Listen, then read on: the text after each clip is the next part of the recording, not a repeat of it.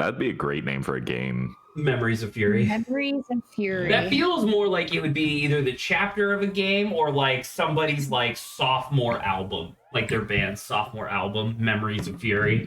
their band name is Sophomore Album. Alarm. I was like, Hey, that's not bad actually. Sophomore Album is actually a better band name. Sophomore Album. To be honest, you could probably do anything and make it a band name. True. I mean, there are definitely certain band names that are better than others. The Vault Under Zach's Bed. The Vault Under Zach's Bed. Stop talking about my vault. Well, I am. Basement dwellers. It is to my chagrin that I do have to admit that updating this very legit. Hello, Adrian. I do have to admit that updating this very legitimate he's behind meant it no longer recognizes my controller. Well, so what you're saying is we can stop playing this game. Okay, listen. Grant is finally fucking here. We're playing this goddamn game today. No, that's what you think. Oh, okay. Well, yes, I know. Let him in. I'm also trying to get my connect again, Adrian, I guess. There you go. I hit accept on your thing, and my entire screen went blue for a second. That's probably fine. I hit you with the blue beam. We did it. Hold on. Someone make the sirens stop sirening. Flan. This stage. God, I don't remember this now. We've been in here for 10,000 years. We're in Zach's vault under his bed. So true. Stop talking about my vault. No. What do you mean no? Why are you suddenly so obsessed with my fucking vault? True. Because Vault hunters. Because that's the end sentence. What's Saba? No, your ears are just hearing or at a higher pitched. Your ears have developed. It wasn't an update. 10,000 years. Give you such a crack in the neck. True, in that vault where Zach has In the vault. If you It's a DNA analyzer. Oh. Trying to alert anyone so I could be let out of this vault. Ooh. Wait, what's the point of this? Come on it. The plan is to analyze the DNA.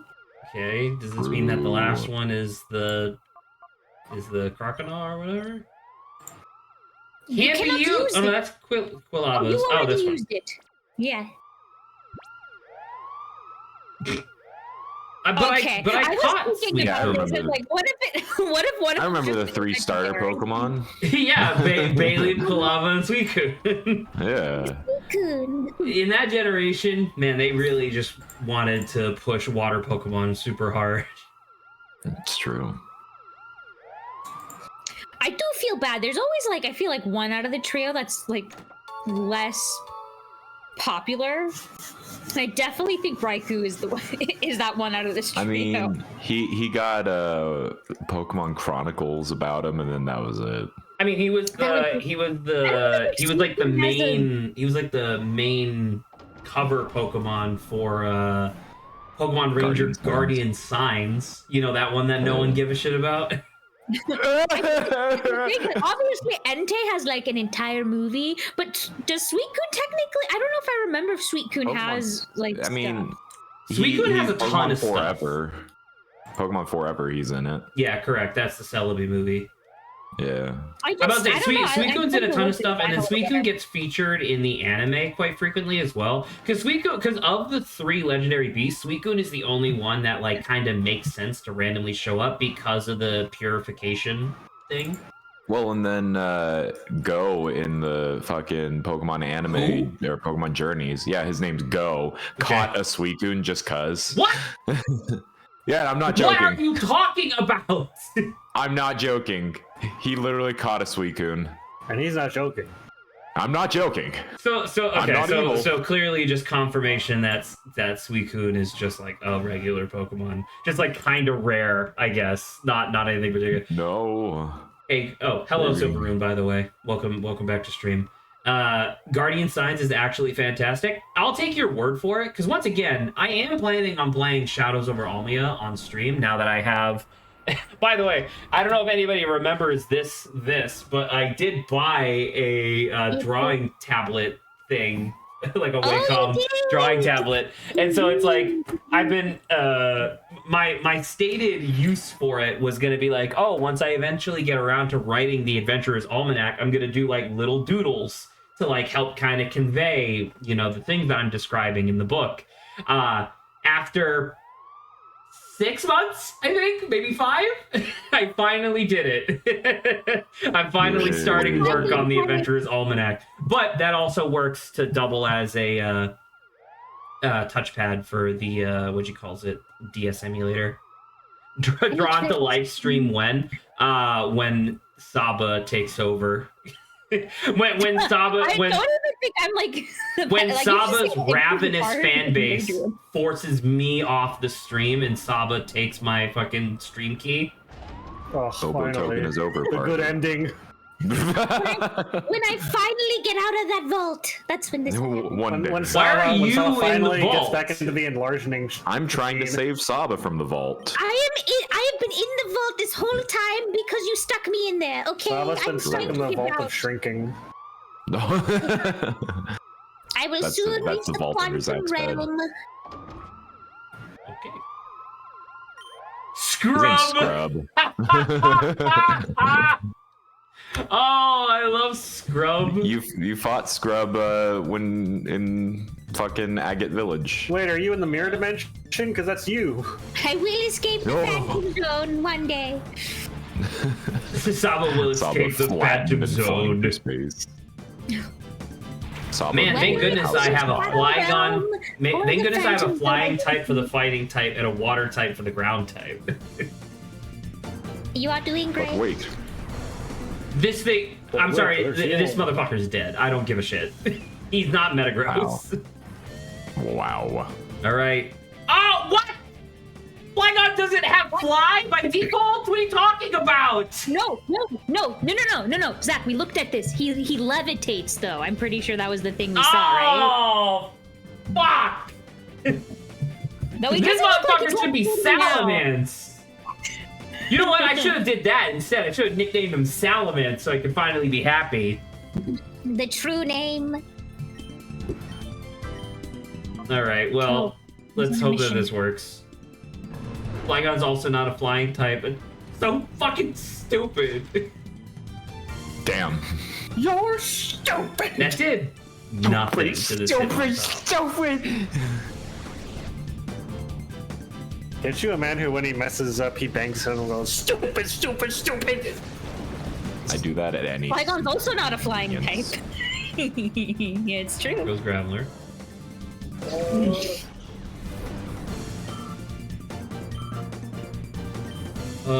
Can anybody who's like actually oh, hello Clam Pearl. Can anybody who's actually familiar with the game let me know, like, can somebody give me like an indication of like how far into the game we are at this point, like percentage wise? And I swear to fucking Christ, if you say 1/3, you're off the stream for fucking ever. We're probably about You motherfucker! Okay, 33%. Silveroon, I'm sorry to do this to you, buddy. /timeout. Silveroon Wow. 7. You need to learn. 600 seconds. Wow. Ban him for 6 seconds. You know what? I'm gonna ban you for -6 seconds. What's a third of 100? Ban That means that Silver becomes a mob for 6 When seconds. you time someone out, is it for milliseconds or for seconds? Is it like It's what? for days. Fuck. I think for a It's sec. for- All right, we'll it's for see you in 6 millennia. days. It's measured in aeons, actually. All this stuff. Does negative seconds mean that he forces me to chat? We're forced to say something. Compelled speech.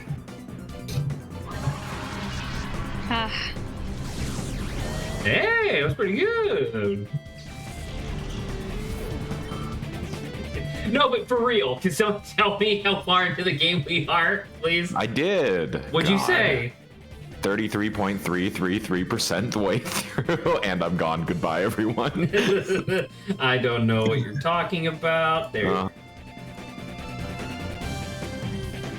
Well, now that Grant's not here, we can stop playing this game. I want to stop so bad. He's in general.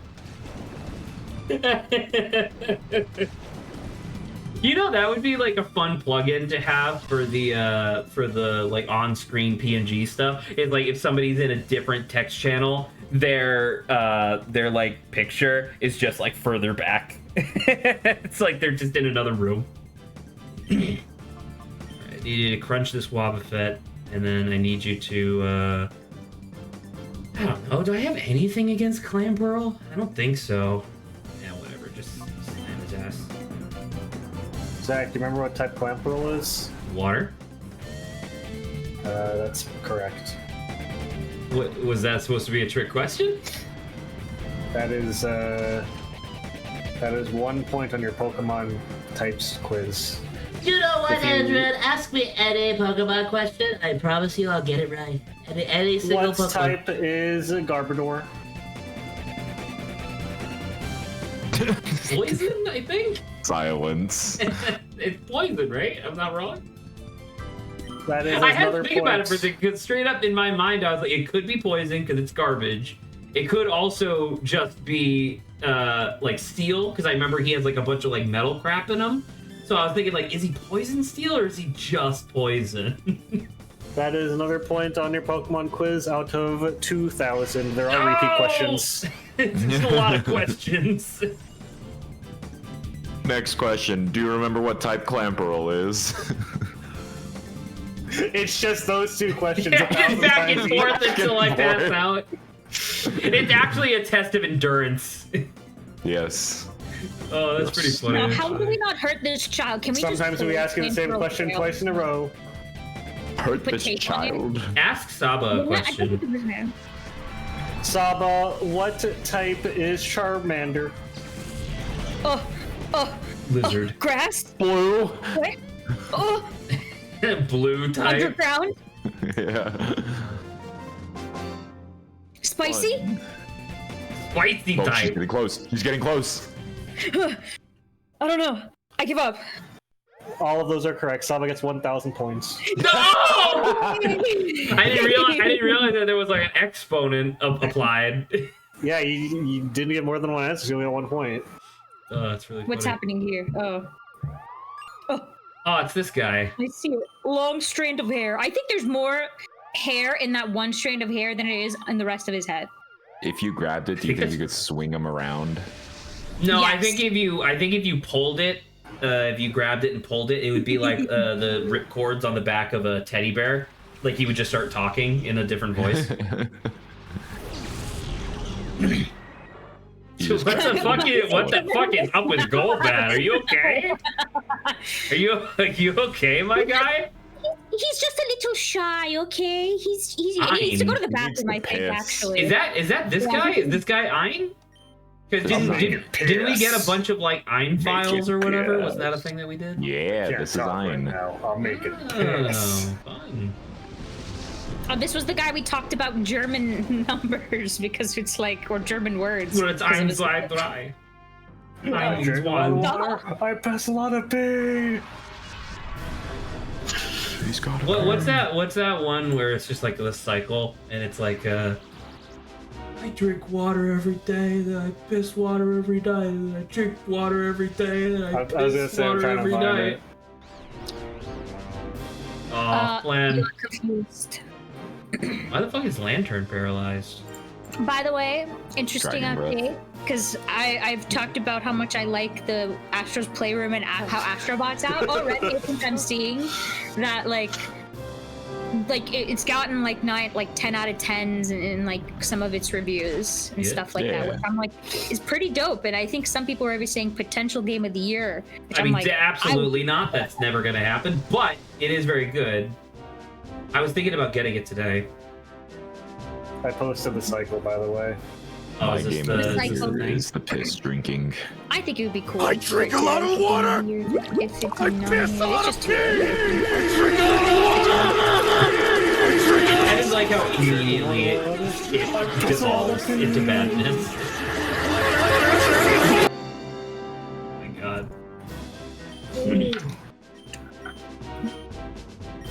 I'm being forced to play MMORPG platforming. You Which are? one? Ooh, What was that? what was that? Who are you? What was that? What Must was have been that? the wind. Who's there?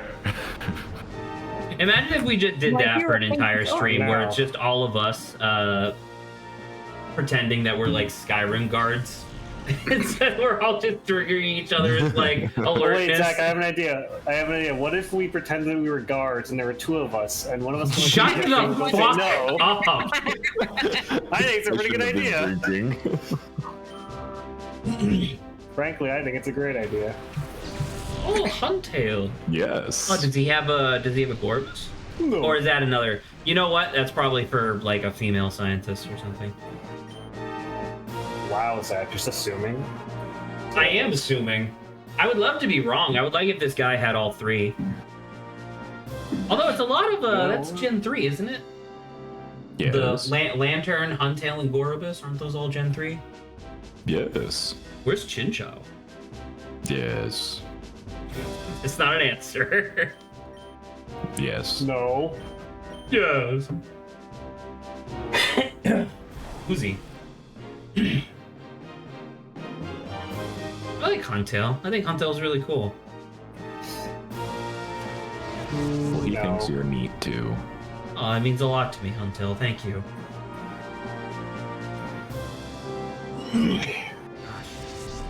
Can you stop confusing my ass? You guys want to hear about another dream that I had lately? This one's much shorter. Sure. Why not? Much shorter dream. So I had a dream where there was a bunch of nonsense for like the first like 9/10 of the dream, and then the last 10th of the dream was like, I haven't seen the Deadpool versus or Deadpool Wolverine movie, but in the dream I was Deadpool and like Wolverine was there. I don't remember why, but there was some plot contrivance where it was like, Deadpool, you need to kill yourself to progress the plot or whatever, do the thing, but your regeneration's too strong. And then as Deadpool, I was like, don't worry, Wolverine, I've got a plan. And Wolverine's like, what's the plan? I'm like, don't worry, I got this. I was putting my swords up to my neck. And then Wolverine's like, that's not gonna work, you'll just regenerate a new body. And then Deadpool was like, don't worry, I have a plan. And then I took the swords to my neck, and then I woke up, and Zach Ness this in episode 4, I have eczema, so I'm like really itchy. I woke up scratching my neck in real life. Oh my god. Oh. So I guess his plan worked. Dream Deadpool just knew. He got you. I do like this ongoing odyssey of Adrian just being accosted by like Dream Fae constantly. Because like that Deadpool, the Deadpool you was clearly just a Fae being that was like, all right, I need to end this dream right now, and then they just woke you up. Yeah. I don't know. Earthquake isn't very effective. I mean, Circle probably fine. By the way, how many points out of 10 would you say it raises a game's like score on average if they had a jump button, even if you don't have to platform in the game? I mean, it's kind of fun to just jump around. I say it's at least a whole half point for me. I mean, I feel like that's pretty generous. I like just a jump button for the sake of just going like, yeah. I don't know. It doesn't move the needle for me, I guess. Wow. Imagine if in Pokemon Sword and Shield you can jump without needing to be on Cryon. No, I think that'd be fun. that kind of technology doesn't exist. You're insane. Imagine if Pokemon Ruby Sapphire had a jump button that you didn't need to be on the cliff to use. You do. It's on the acro bike. You can hop in place. That is true, Well, actually. You what can if hop you in need your place. Why can't you just do it on your own feet? Because you are that unfit. you are that weak and you feeble. are physically weak. Damn it. God damn it. God damn it. Oh god. I forgot, was shit. Huntail one of the contenders for Zach's? I think it government came up. assigned I don't Pokemon? think it made it to the final two. The final two was I fucking didn't know, but I Quillfish wondered. and Greedent. I recently rewatched that, so that was, yeah, I remember that. Hell yeah. Yeah. Good times. Was it? It was. It That was a I different was starving era and stream. covered in pustules from the plague. Good times. I thought you were gonna say covered in pustules. I from missed the eczema. pustules. Oh, no. That was really... He just, like, launched himself. I can't believe I'm being forced to play MMORPG platforming. It's not even That's fair. the second time you said that now. Are you gonna explain, or are you gonna just keep saying it? I feel like it's pretty self-explanatory. He's being Why are you forced to playing play an MMORPG?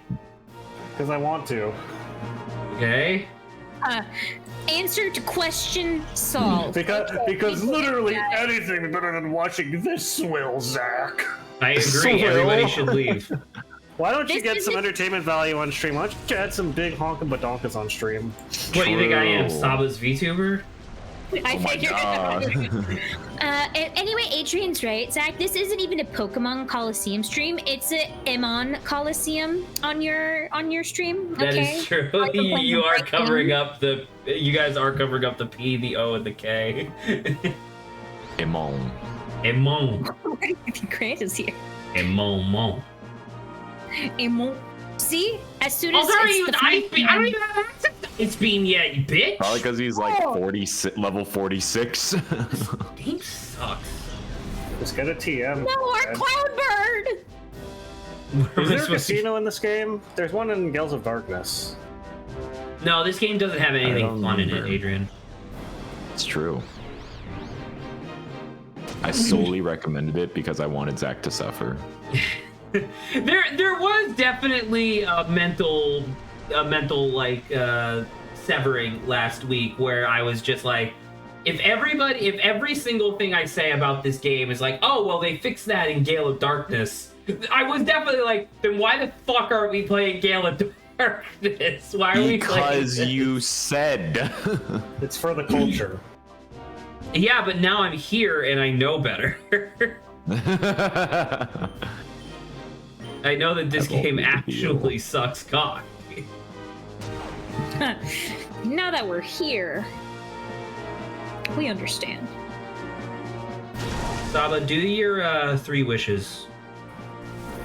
Saba, Okay. do the thing. I wish for more money, I wish for bitches, and I wish to live For more bitches. Okay. I wish to live for at Yeah, least you're- 4 more you're- years. You're thinking too simple, Adrian. Okay, we're not here to just make nilly-willy wishes. I okay? wish for We're a larger Nilly Good willy. point. That's how you say that. Nilly-willy wishes.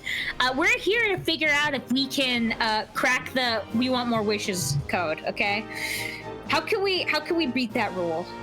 That's what I want to know. Is that what the topic was?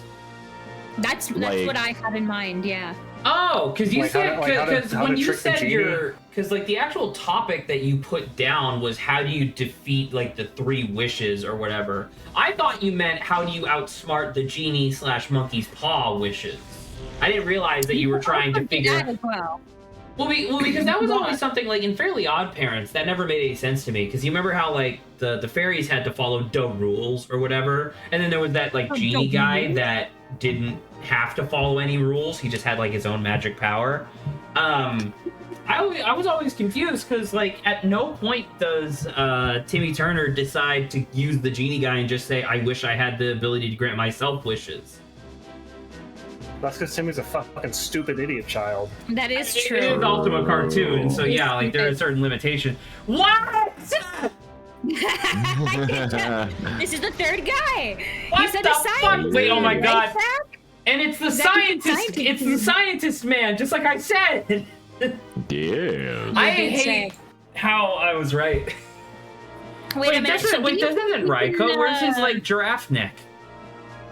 True. Don't. That doesn't Where'd exist. that neck, okay? though? That was a hallucination that you saw. Where that neck though? Anyway, do you think a genie would let us like wish to like just to like grant our own wishes, or isn't that just like him being like, so okay? in you're Fairly not gonna Odd be a Parents, genie. yes, because he explicitly says like he has no limits to his wishes and he'll just grant whatever you want, right? There But- are no limits to my power. Does he say that? No, that's the fucking cyanide and happiness, like cutting it in half meme. Okay, there you go. Because I was about to say, like, that rang a bell. That can't be from the show, though, because that's too No, clever. So yeah, like Genie from Aladdin, Silverman assumes like you would turn like into a genie because that's how they would twist the wish to be like, oh, okay, you want to Well, grant Genie wishes? from Aladdin doesn't Right. twist the wish, right? Like, he's like a nice genie. No, he's a nice guy, but like in every like mythos or whatever, they're like, yeah, be careful what you wish Correct, for, because right? that was like the idea, right? Is that like a genie wish is like takes whatever your verbiage is and twists it into something that you don't want, and then Monkey's Paw, you get your wish, but there's some sort of like either connected or non-connected consequence, because like the balance of the world needs to be maintained or some nonsense. So yeah, I don't know, because like if your question is like how do you get more wishes, then I don't know. That one's really difficult because you'd have to pick like a realm of fiction. Because if you're saying like, oh well, how do you do it with real life genies? Well, it's like, well, I've never met a real life genie. Who's to say that I can't just say, hey, can I have infinite wishes? Right? Well, I'm going off the what is it? The can't wish for more wishes, can't raise the dead, and can't fall in love. So probably Aladdin. So you're thinking of a genie from Aladdin. Yeah, but not like his behavior. Like I still can imagine like genies would twist like the wishes or whatever. It's like those are Genie's rules. asshole cousin from Aladdin. Yeah, exactly. Genie's asshole It's cousin basically Jafar. Jin. It's Jafar when she's been turned into a genie. Jafarni, if you will. Jafarni. Jafarni. Correct. True. It's a weird dinosaur. Jafarni! Now, do you think you could do something like time related? Like, can I go back in time before I found the lamp and re-rub it, or do you think? I think that's actually really interesting. Like, if you get two wishes, do whatever, and then your third wish is, I wish I go back in time to 5 minutes before I rubbed the lamp, and then you just rub it again, thus re-releasing the genie. Sure, why not, right? Do you think he's got like, he's out of like time, so he's like a being that can exist at every time, especially if you do time wishes. Oh, you think that if you go 5 minutes back into the past and you re-rub the genie lamp, genie just He's comes like, back out and he before says, we "All got right, green." bye, fucker." Yeah, I wonder if that would happen. I think that's an interesting thought. I have literally no context for whether or not that would work, obviously, but I think that is kind of interesting. That is kind of clever. Can you wish to break the genie's rules? Like he doesn't have the rules anymore, and he can do them. Because you're not wishing for someone to like. Well, that was the whole telling the point genie of that that's not a that was the rule whole point of anymore. Aladdin wishing that genie was free, right? Was so that way he wasn't bound, because that's what the shackles were, right, on his wrists. Was him being I beholden don't to the think rules? that had to do with the rules. I just thought he was like, I can't use wishes for myself because I'm like bound to like this lamp. I'm pretty I sure thought the that rule in the TV show they explicitly say that. Was that there are other genies and those shackles are just like how things work unless somebody wishes for them to be free. Are you saying like the shackles are a rule? I'm saying the Kind of. shackles are like a magical a magical element to the creation of a genie that forces them to follow the rules, which includes not granting wishes for yourself. Oh, so okay. Which so is why Aladdin wishing, like, I wish you were free, causes, like, you remember from the movie, it causes those shackles to, like, explode off of him or whatever. Because once again, I feel pretty confident that comes up in the show. Because once you grant the wish, what is it, Adrian? I feel like I have a pretty easy solution to get more wishes. Sure. At least in this scenario that we proposed. I wish to know the locations of all the genie lamps. Yeah, I was gonna be like summon all genie lamps here or something. Because like that's not even like that's still you have to do legwork. That I feel like that's doesn't pretty break reasonable. anything, right? Because okay. Because I wonder how many genies there are. There's at least gonna be one more because we know that we have what's it called? We have Genie's asshole cousin Jin that we're working with right now. That's true. Within the context of the genies. There's at least Jafar and Genie's lamp, so there's at least 2 more. That's at least what 6 more wishes to work with. I was say I can't think of anything off the top of my head that would indicate that you couldn't just wish for more genies. Unless, like, I don't know. I wonder if there's like a because obviously this is like pure fiction. Can I wish for a pocket genie? No. That refreshes. You had a clone, and you had it in your pocket, and it was a genie, and the genie was Hitler. a tiny genie. The genie was Hitler. And the genie was tiny Hitler. Well, because like in my mind, I'm thinking about it, and it's like I feel like because if we're thinking like Disney's genie, Jesus Christ, if we're thinking like Disney's genie, my first assumption, I guess, would be that within the context of like Disney like animation and whatnot, there would probably be some sort of like genie like administrator, like the genie IRS kind of thing, where it's like the request for the wish comes in, and then like some genie with like big glasses with like the chains would look at it and be like, that's adjacent to rule number 1, denied, right? Something like that. Hard. Because like if you wish for more genies, I would assume that accountant genie would look at that and be like, that's just more wishes, get out of here. Well, I was gonna say, I feel like there's a big difference between wishing for more genies to appear and wishing to know where all the other genies' lamps are. I'm about to say, I wonder if the level of effort there validates that. Because if you did just wish, like, I wish I knew where all the other genie lamps were at all times, right? Add that little caveat there. You know that there are more genies, though. Because, like, what if he's just the one guy? He's like, sorry, there is none. Too bad you wish. I guess so. But then in that case, who made Genie have to follow the rules? You know what? You know what could be tricky here? What? Maybe there are more genies, but if maybe they come from other like cultures, so they're not called genies. So you asking where the genies leprechauns. are, they're called something else. But they're like, well, I can't tell you because technically there's no more genies, but there are leprechauns, like you just said. So maybe you wouldn't even know. There's one per culture. Exactly one per world region. In American culture, it's Santa Claus. In Japanese culture, it's Celebi. Or sorry, Jirachi. Oh my god, granting wishes. True. Oh my god, can this Altaria fucking die? God damn it. I'm just gonna let Fudge do his own thing. I think Fudge is the world's best. I think Fudge can do it. Are these the last 2 Pokemon, by the way? Like, he would only pull out Raikou as the ace, right? I mean, we can see real quick. I haven't seen the Pokeballs come up yet. That's why I'm asking. The floating, but I don't know. technically still standing Altaria. Yeah, these are the last 2. Okay, cool. So, I'm gonna do a cheeky little save. A cheeky little save. Do a little saving. Because I don't think that Altaria using Fly against Fudge will kill her. I think we're fine. I think I'm fine to just kind of do the same bullshit as before. Take him out. Me back on my bullshit. Ooh, only have 4 Ultra Balls. Yeah, but Fuck. if you reset, you'll always have 4 infinitely, Zach. That is true. Why does Saba keep shrinking? Who keeps shrinking Saba?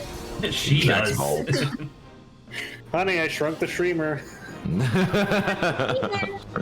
I shrunk the I mean, you Saba. could do the exploit. Money.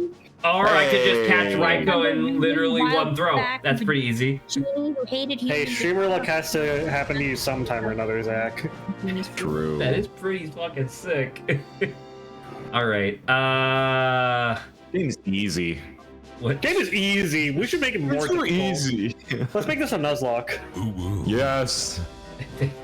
So, Maroon, why did you ooh woo? why did you ooh woo into my ear? All right. Everyone brings up a compelling point. Sure. What if you enamor the genie to you? So you're like, you either are Fuck the genie. You fuck the genie. I agree. I agree. You could seduce the genie. Okay, but Seduce me. I guess you could Quick, seduce I the roll. genie. Quick, I roll to charm the genie. Somebody roll a d20 for me. Charm the genie, and then you're like, 21. Okay, Yes! Pretty fucking good for a D20. That is pretty Yeah. good. I'm just that charismatic. You're just that guy. I'm just You that charm guy. the genie, and then you wish for the genie's freedom. So now the genie can just make wishes all the time.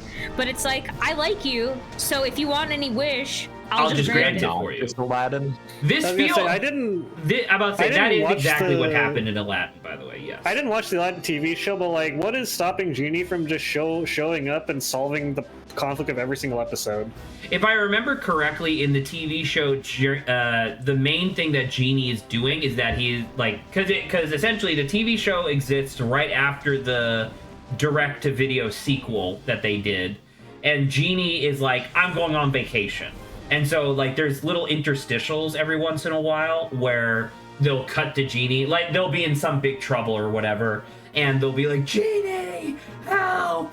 And then it cuts to Genie, and he's, like, in Fiji or in China or whatever. And then he's like, oh, gotta go! And then he teleports back to help them real quick. Now, it doesn't solve all the problems in every episode, but he does solve a lot of them. Okay, why doesn't it? Why doesn't he just be a homie? I don't know. I think what is it? Genie actually is like, well, you need to be strong enough to do this yourself. I mean, feel if like I, that's- Yeah, if but I it could could also just be apply, a bro. if I could He could apply also my, just be a if I bro. could apply my own logic to it, I think that it's very similar to the Green Lantern, actually, where it's like, technically the Green Lantern has the ability to create like a physical hologram of anything he could possibly think of, right? But the problem is that he's the fucking fighter pilot, so he's always just making big fists or like an axe or something like that, right? I think the Genie is very similar, where it's like the Genie can't, I don't think the Genie can just wish, like, or I don't think the Genie can just be like, I wish the day was saved and snap his fingers. I think he actually has to think of a way to save the day, and then he can do that. Right? I'm so Why don't proud you of just kill Aladdin so these problems stop happening? Aladdin's his friend. That is a question. Yeah, but he's causing all these problems after making a TV show with at least one season. I don't want you as my Genie. Dude, imagine if like oh, thank you, you saved me, and this guy keeps coming around like for a season's worth of like, hey, we have a problem, can you fix it? I mean, I guess that is literally true. Who the fuck is Jon How many? Stewart? Does anyone know how many seasons the Aladdin show was? It has to be at least one. I, don't know I how many, believe it though. was exactly one episode. season because it was not very popular. I mean, I believe it. It probably wasn't more. I than must say, like the two. only reason I ever watched the show at all was that back when we used to go to that like vacation resort in Florida, the rooms would have like you would open up a cabinet. It's like, oh, look at all these movies, and it was always like VHSs that they had like illegally copied and stuff. And so in the room that we always like rented over and over, it was like a bunch of Disney like movies, and then the Disney TV shows that went along with them on VHS. And it was like, dude, that's fucking kind of sick. I remember I couldn't even like pick which episode I wanted to see because it was just one long recording essentially. So I always had to start with episode 1. And I just remember episode 1, Jafar shows up with like a big robot centipede or some shit, I think. And I was like, what? Was that Jafar's thing? Was Jafar's thing that, like, I thought Jafar's Yeah, thing he was loves that he was like, bugs. well, I thought he was like True. a sorcerer, kinda, right? I thought he like kinda knew magic. I knew he liked scarabs and stuff, but I thought he liked snakes more. right? Because wasn't that his thing? He had the snake scepter, and his cowl made him look like he had a hood, like a cobra. But anyway, I remember that being a thing where it's just like, because it was like, it wasn't even just, I'm trying to remember, it wasn't even just like a big robot centipede. It also shot lasers that turned the desert into glass, and that's how they defeated the centipede like machine monster, was that they made him like turn a portion of the desert into glass, and then they picked it up and reflected the laser back at him, and then that's how they saved the day. That makes sense. That show was not very good.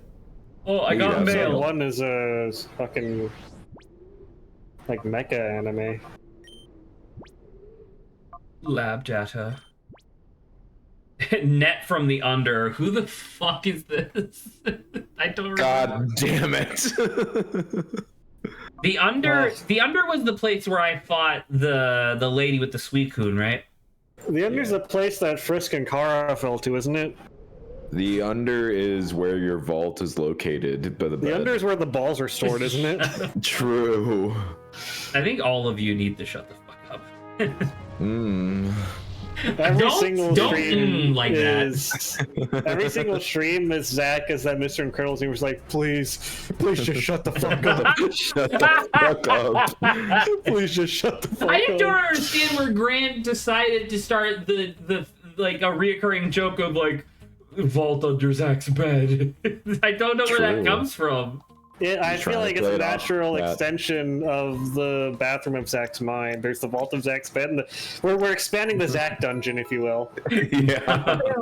I do like the idea of the Zach dungeon just kind of looking like my normal house, and then as you explore it, you discover like more and more rooms, like it's a fucking MC Escher painting. I say the bathroom of Zach's mind is not literally inside Zach's mind. It's just that it's a physical bathroom that has the magical ties to Zach's mind.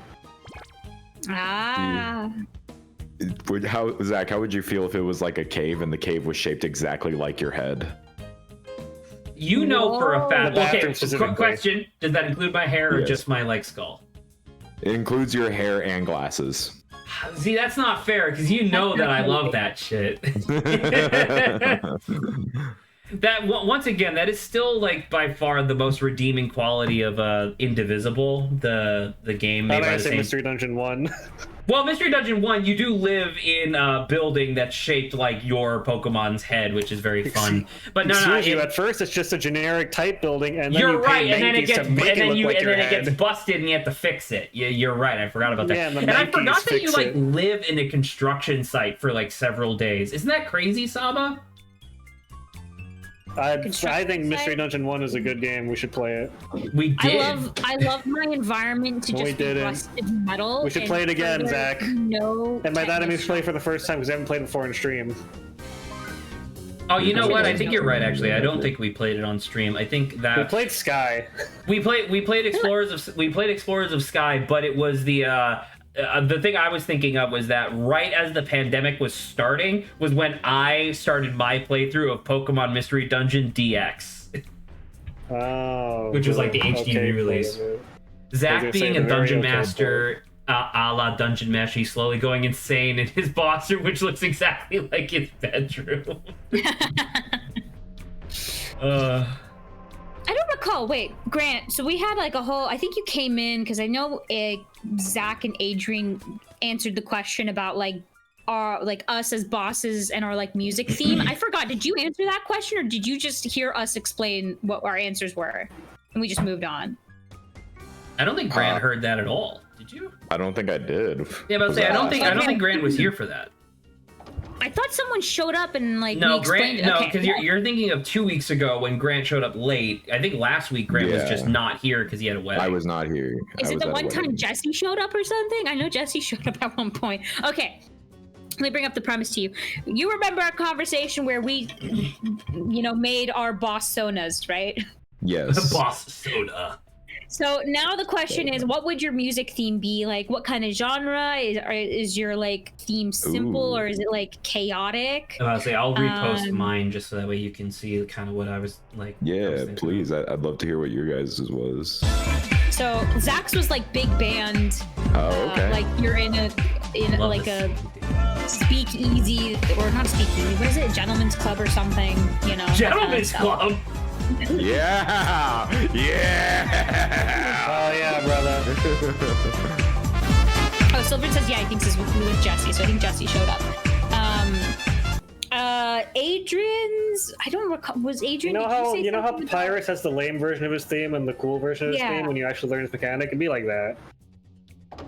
Who I remember has that? Undertale was brought In up. Undertale, when you fight Papyrus and he has the lame dinky version of his theme, and then like when you actually fight him, it's like it actually the bass kicks in, it gets like more instruments and stuff. It'd be like that.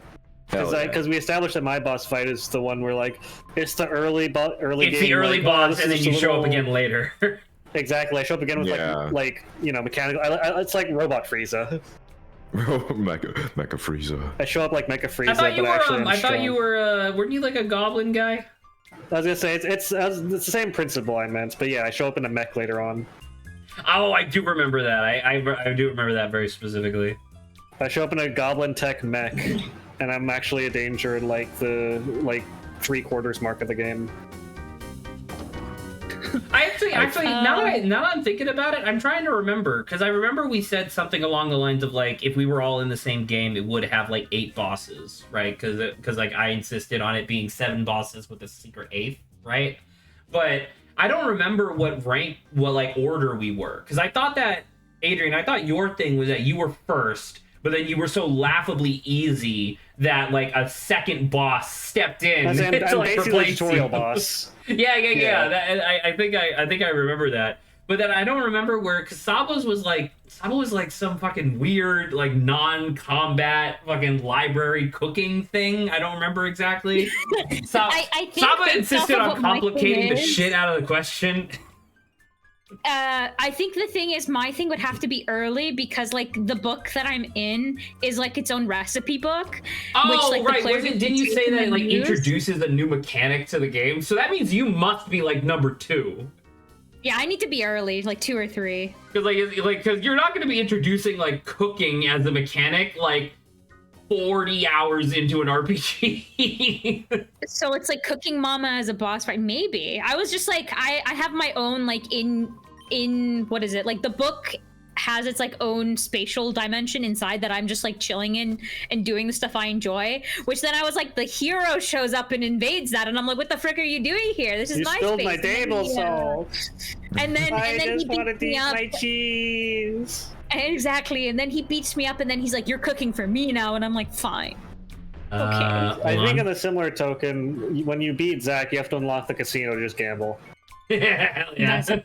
Well, then where am I in the list of 7? Because I don't think any of us are the feel like secret that's boss. mid-game. Casino feels like mid-game to me. I could see mid game. Like a 5. 5 of 7. 5 of 7. I could agree with that. It would definitely have to be 3, 5, or 7. I know that for a fact. Yes, I know too. I imagine that this is, so imagine this, but it's like a cat.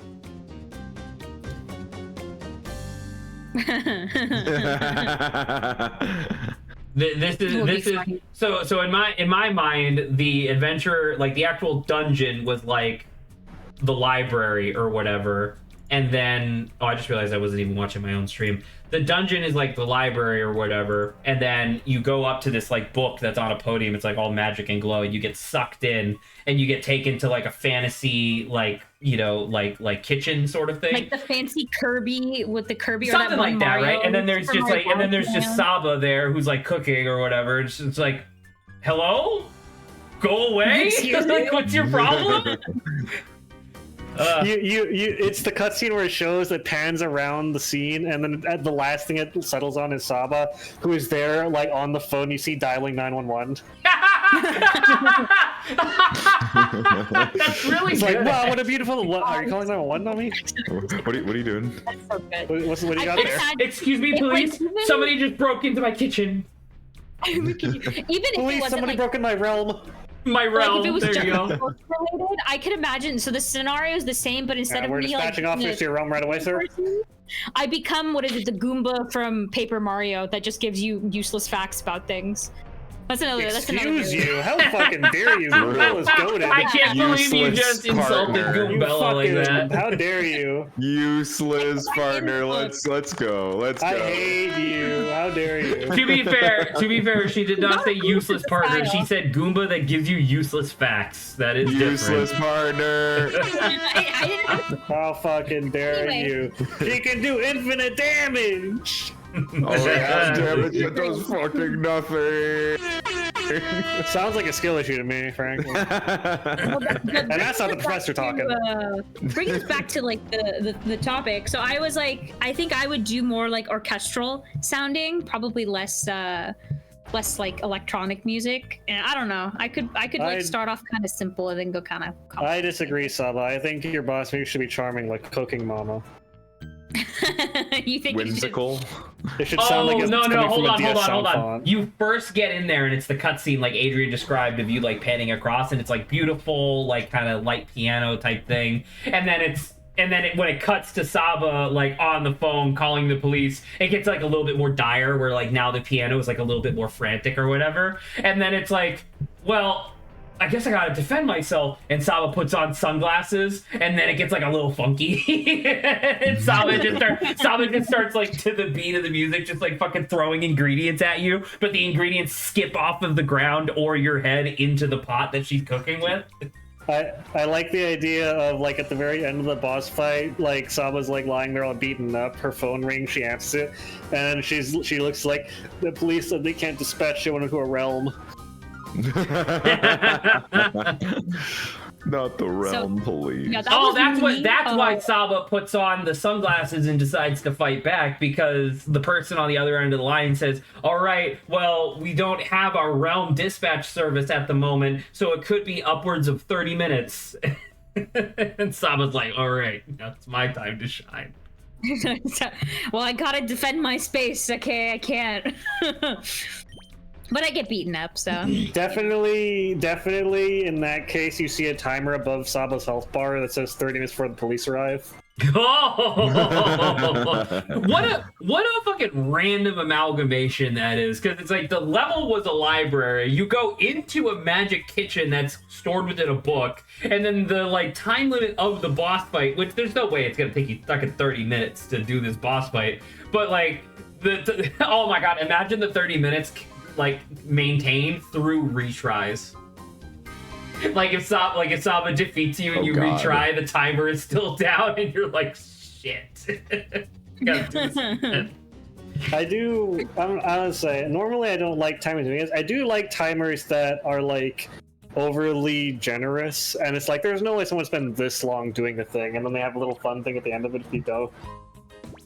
I think I talked about it before, but when I was playing a small saga where you're playing as like mice in like a it's like the small world scenario, right, where like everything's made of like tissue paper boxes and, you know, pool cues and, you know, just whatever random objects they find.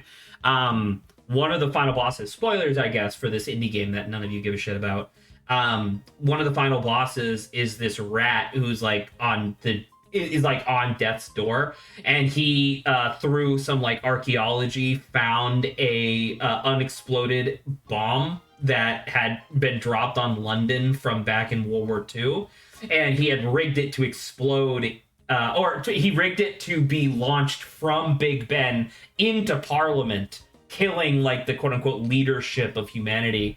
And that boss fight is really interesting because the boss fight is actually exactly as long as the music theme of the boss fight, and the music is sick. It's like this awesome, like kind of just intense rap about, you know, like how humanity fucking sucks and the planet is dying and we all deserve to be killed and whatnot. But the song, like the full thing, I believe is exactly 14 minutes long. So you have exactly 14 minutes to kill this guy and stop the bomb. And that was really good, because I remember the first time I did it, I let the timer just run out, and sure enough, you just fucking blow up Parliament in the game, and it just says game over. And I was like, damn. Oh my god.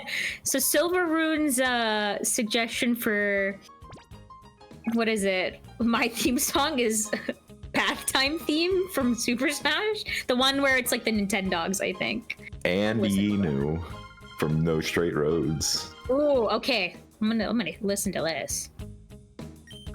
Which one was that, Grant? Remind me. The piano prodigy. Ah, okay, The sure. little girl. Oh, they use like. Oh, that's sweet. I wonder how crazy it'll get. Yeah, skip ahead a little bit.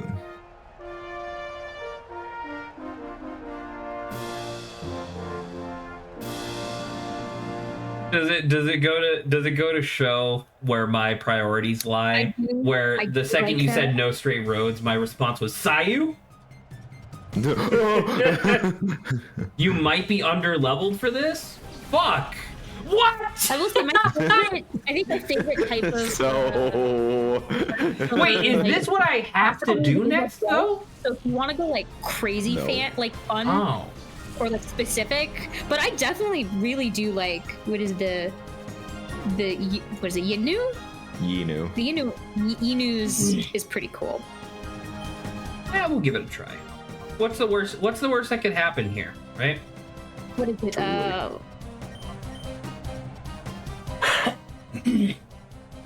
Don't make Fudge. No, don't make Fudge flinch. Okay.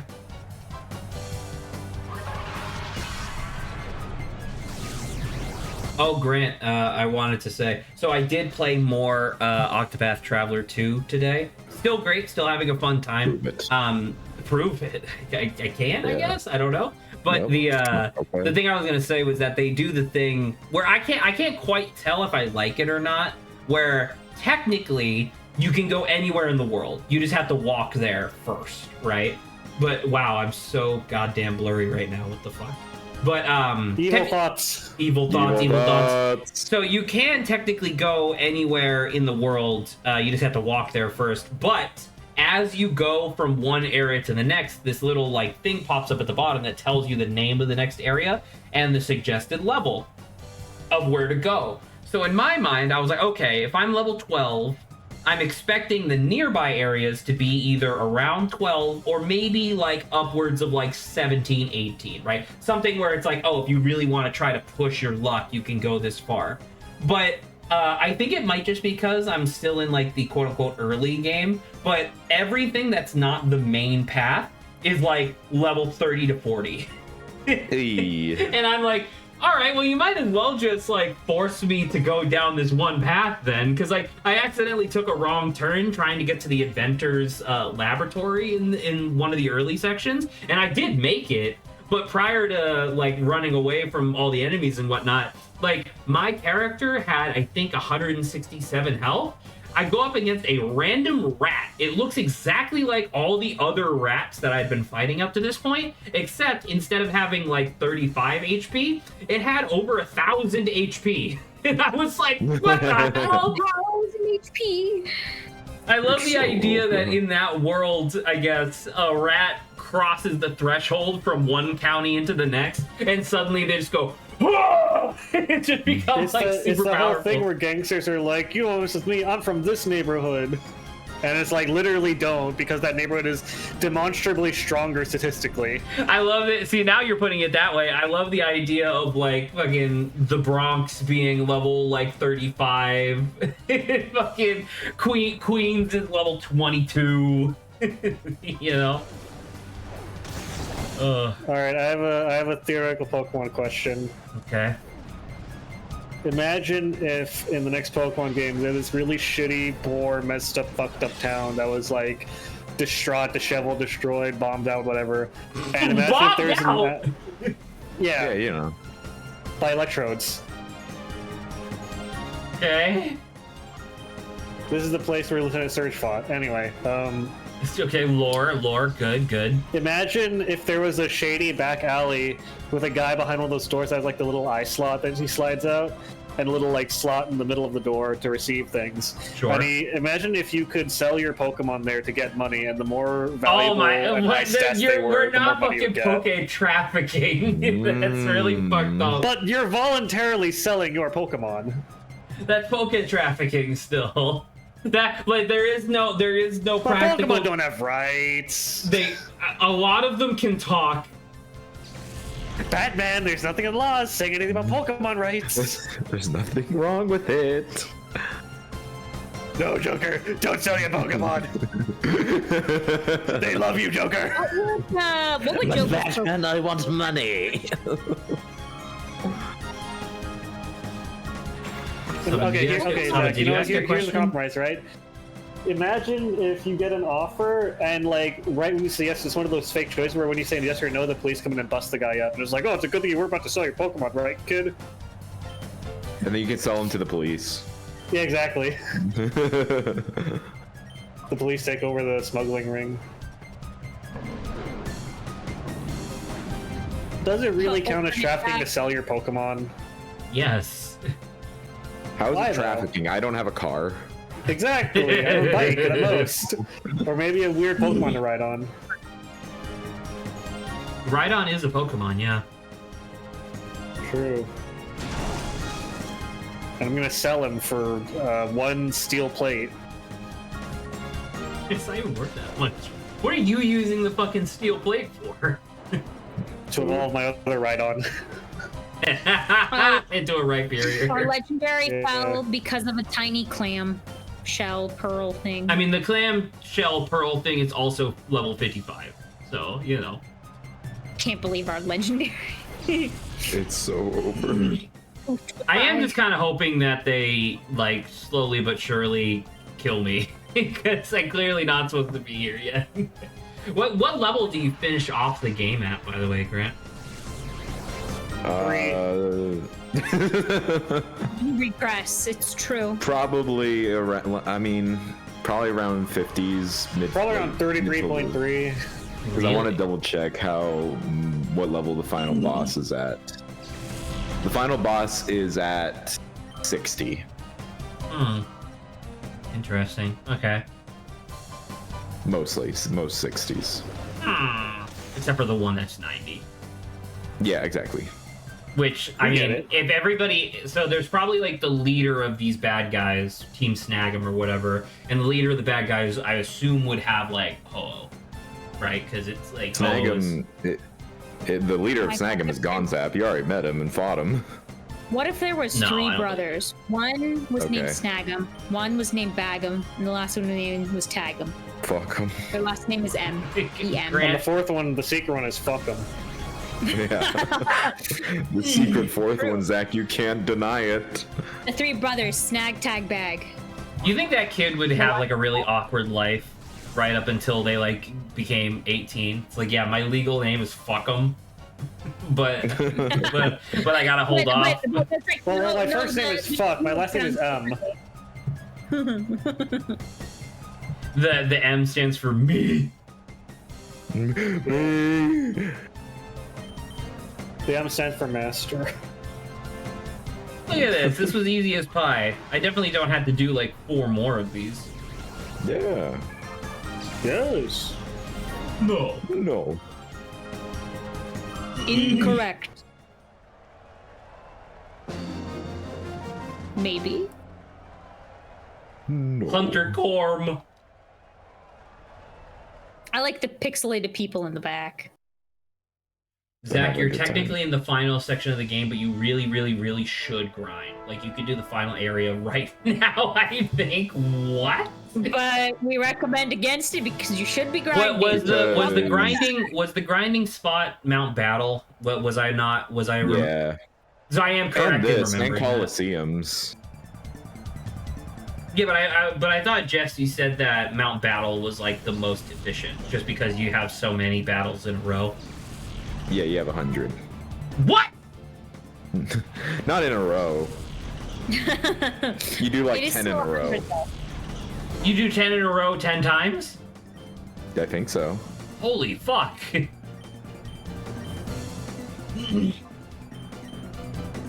I would love to have a Walrein on my team. Sick.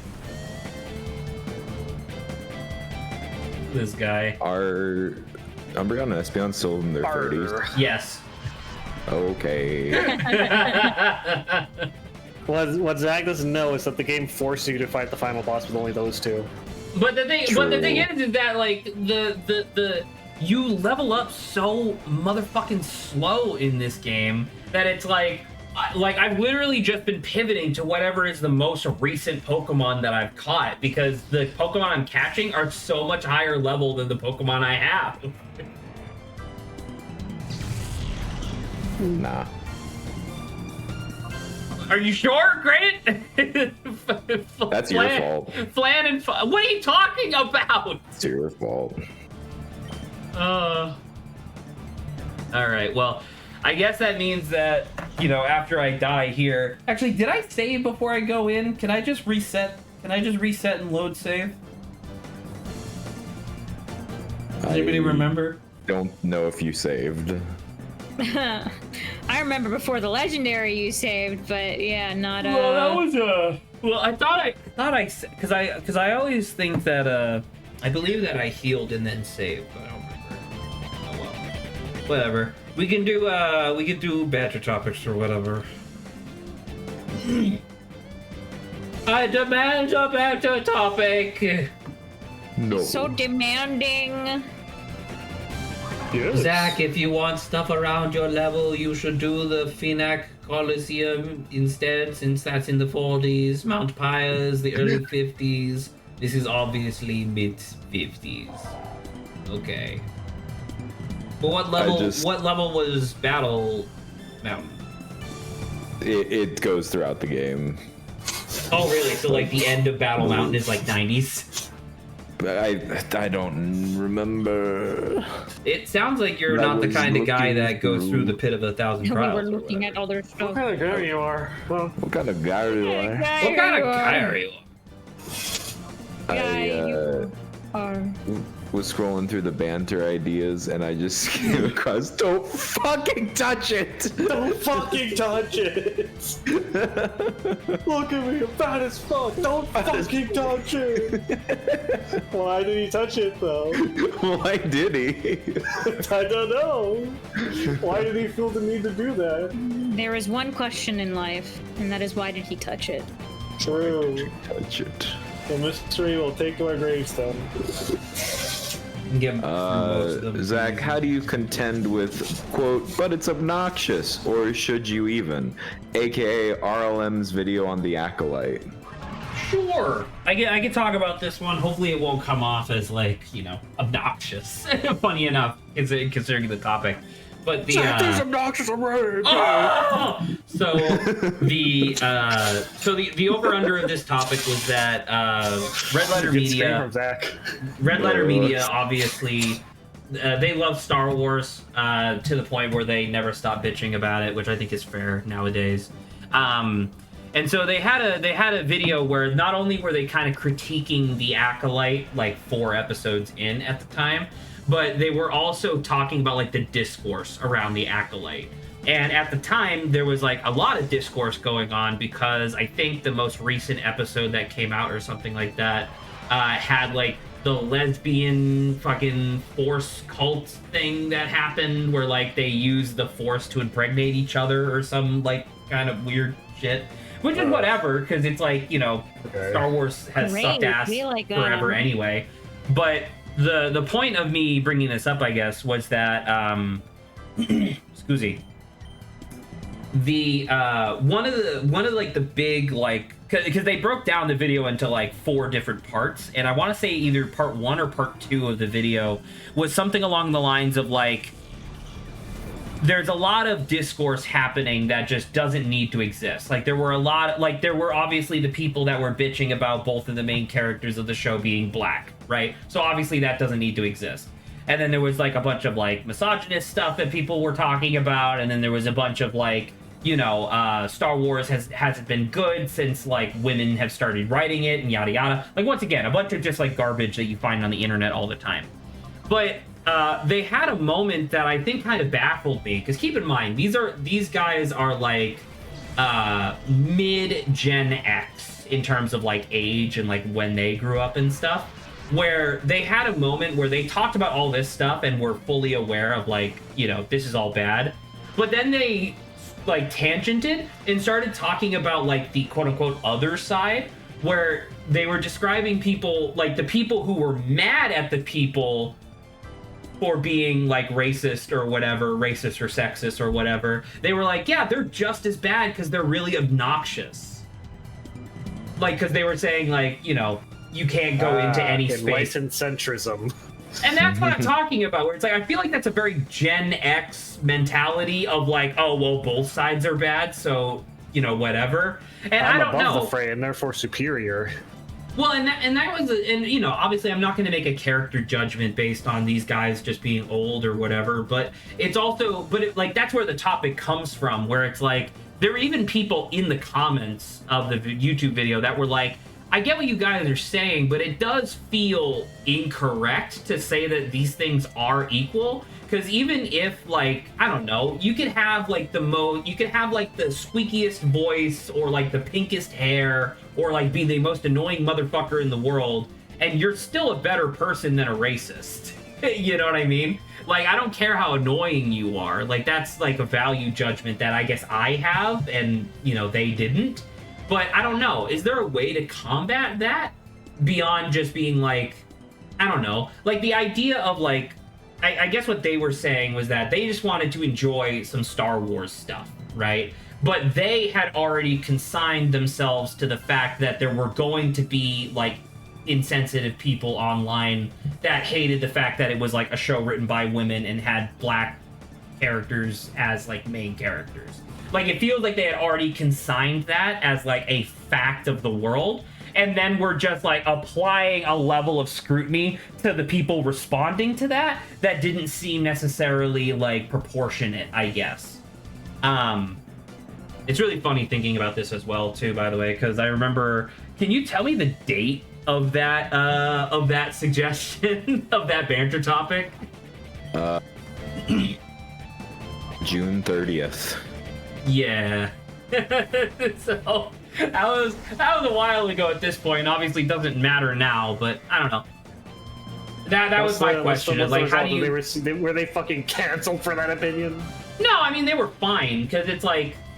The overall point of the video wasn't talking about how these sides were equal. The overall point of the video was talking about how, like, the Acolyte, even if it has these problems... like, it's not over yet, so we should still, you know, keep watching it. And based on the cancellation of season 2, guess what? It was garbage. But that was, you know, that wasn't because of this, like, quote-unquote woke shit that they put into the show. That was because the show was written poorly, which was, like, a completely independent issue, I guess. So, I don't know. I don't know if anybody has any sort of response to this, but that was just the banter topic. I was obviously a lot more focused on it when the video had just come out, but...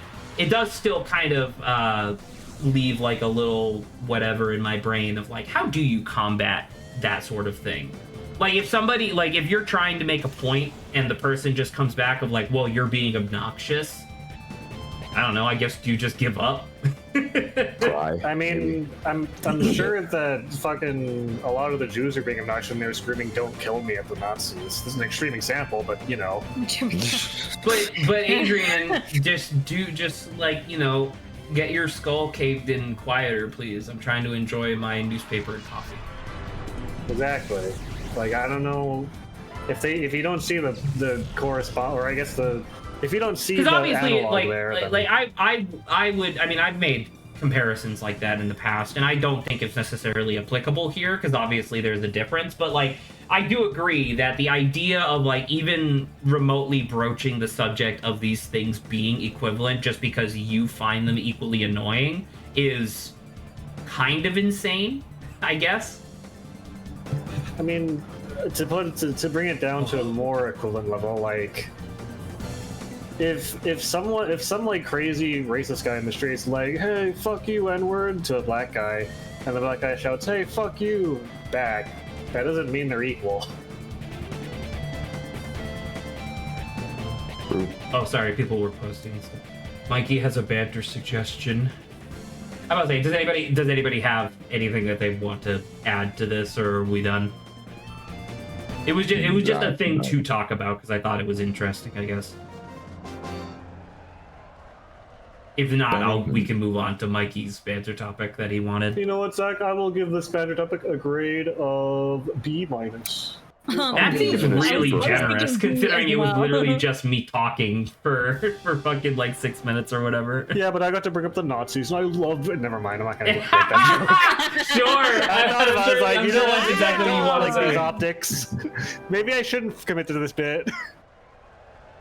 All right. So what was You Mikey's ever regret thing? making a joke in the middle of making it? Yes, absolutely, all the time.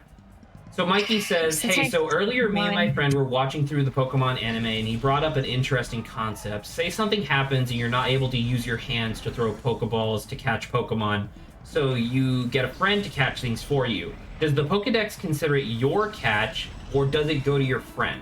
The center of the topic was, how does registration work in the Pokemon world?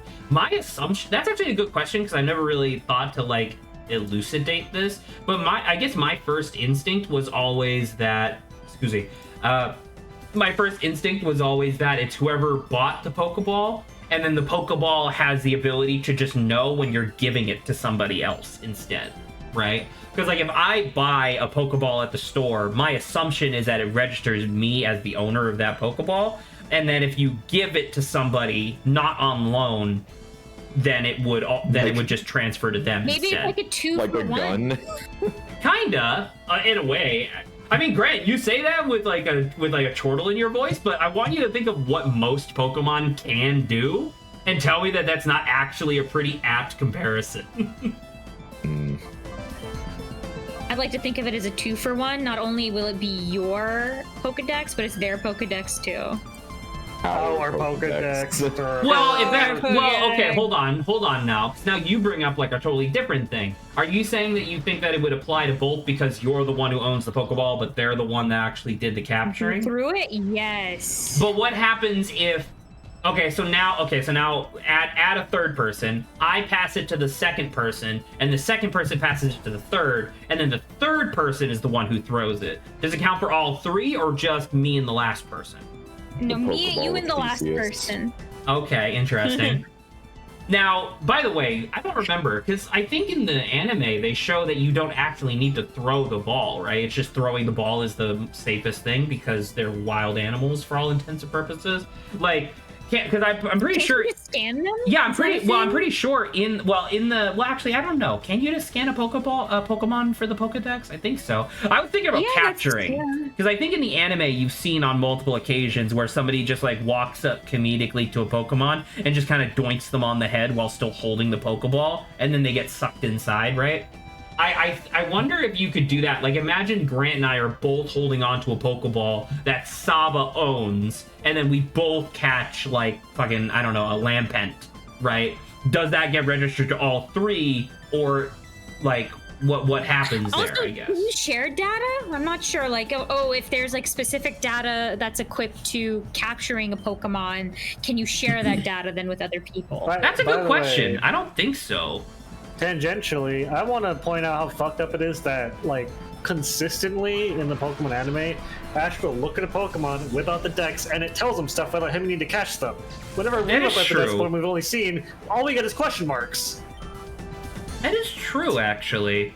Why I'm don't we assuming, get, like, tidbits? like that much, like, least. well, I guess, well, hold on, real quick. Was that Ash's quest in the beginning? Because, like, the quest in Gen 1 that you're presented by Oak is to either A, fill out the Pokedex, and then when you go to Brock is the one who, like, kind of explains to you, like, oh, this is what the Pokemon champion is, right? So, like, that's what sets up your, like, parallel goals, technically. So, in that case, was Ash's goal ever to fill the Pokedex? I don't remember. I don't think it was, but Jamal. also, like, you know, he's gonna be doing it on the way there. Grant, you gotta catch 'em all hasn't been the slogan for at least 4 years, alright? So shut up. At least 2 days. No, I won't believe it. It has to be. Listen, all I'm saying is I think that another change that they should make to Pokedex is so that even if you haven't caught the Pokemon, you should look at a little bit of information about them. I do feel like, because I've said this before, where I think it would be much more interesting if the information you got from capturing or battling the Pokemon would scale. Like you would have to do certain things to get certain data from them, right? Obviously, this would, like, complicate the process by a lot, but I think it would be interesting. I'm thinking of like Pokemon Snap type stuff, right? Where it's like, oh, see fucking Azumarill use Surf or something. I don't know. Like maybe not that specific, but you know what I mean. Bust it down in a pool. Well, yeah, that's kind of what I'm talking about, right? Where it's just like, you like, could you imagine how insane it would be as a like zoologist if you could just go to Africa, like take a single picture of a lion and then just know everything about the lion? I feel like that would be kind of insane. Technology is incredible. You could capture Pokemon and know everything about it instantly. Well, that's something I brought up since in the early episode it was shown that the Pokedex also counts Ash's trainer ID. So I'd imagine that when buying Pokeballs, you'd have to scan your dex to register the Pokeball as yours. That is interesting. Semi-related, but Chris in the manga kicks her Pokeballs since she broke her arm super young. That's really interesting, actually. So yeah, so I guess you don't need to actually throw them in order to activate them. Wait, so what's the limitations of what you can do? You don't have to throw them. Yes, some Pokemon just touch the Pokeball and then they go in. Okay, so is it literally just contact with the Pokeball at all? I think. I was gonna say, what if you had a? What if I had a spud gun and I just like fucking doinked it in the head super hard? Yeah, I was like, you should have a helicopter and have a mounted Pokemini gun. Right? Like, because that's the thing. Like, that was always something that I found kind of confusing, where it's like, in the fiction, like, do you ever see what happens in the anime when you throw a Pokeball in the anime when they throw a Pokeball to capture a Pokemon, but it fails? What happens to the Pokeball? Does it break, or does it just kind of like, or do they just come out and the ball's still there? It opens and then they just don't use it anymore because it's implied, I guess, inert. So the implication is that it's a single-use item. I haven't seen the show in a long time, but I feel like I have a memory of like at one point Ash tries to catch a Pokemon, it busts open, the Pokemon like bounces back to Ash's hand, or Pokeball bounces back to Ash's hand. I feel like I remember that. Well, because the reason I ask, I guess, is that like if I buy, I don't know, 10 like red Pokeballs, right? Like the regular non-Great Balls or whatever. You get a Premier Ball! Well, that is true. I do get a free Premier Ball. But like what if we exist in the Pokemon world, is it really like are Pokeballs like, because they're also really tough, right? Because once you capture, because we've seen it in the anime where like they'll fall from like a cliff and get like a little scuffed up, or they'll be like at the bottom of the ocean and the Pokemon is still fine inside, right? So the Pokeball is super tough. So is that purely an artificial limitation in order to sell more Pokeballs, that they only work once if they don't capture the Pokemon?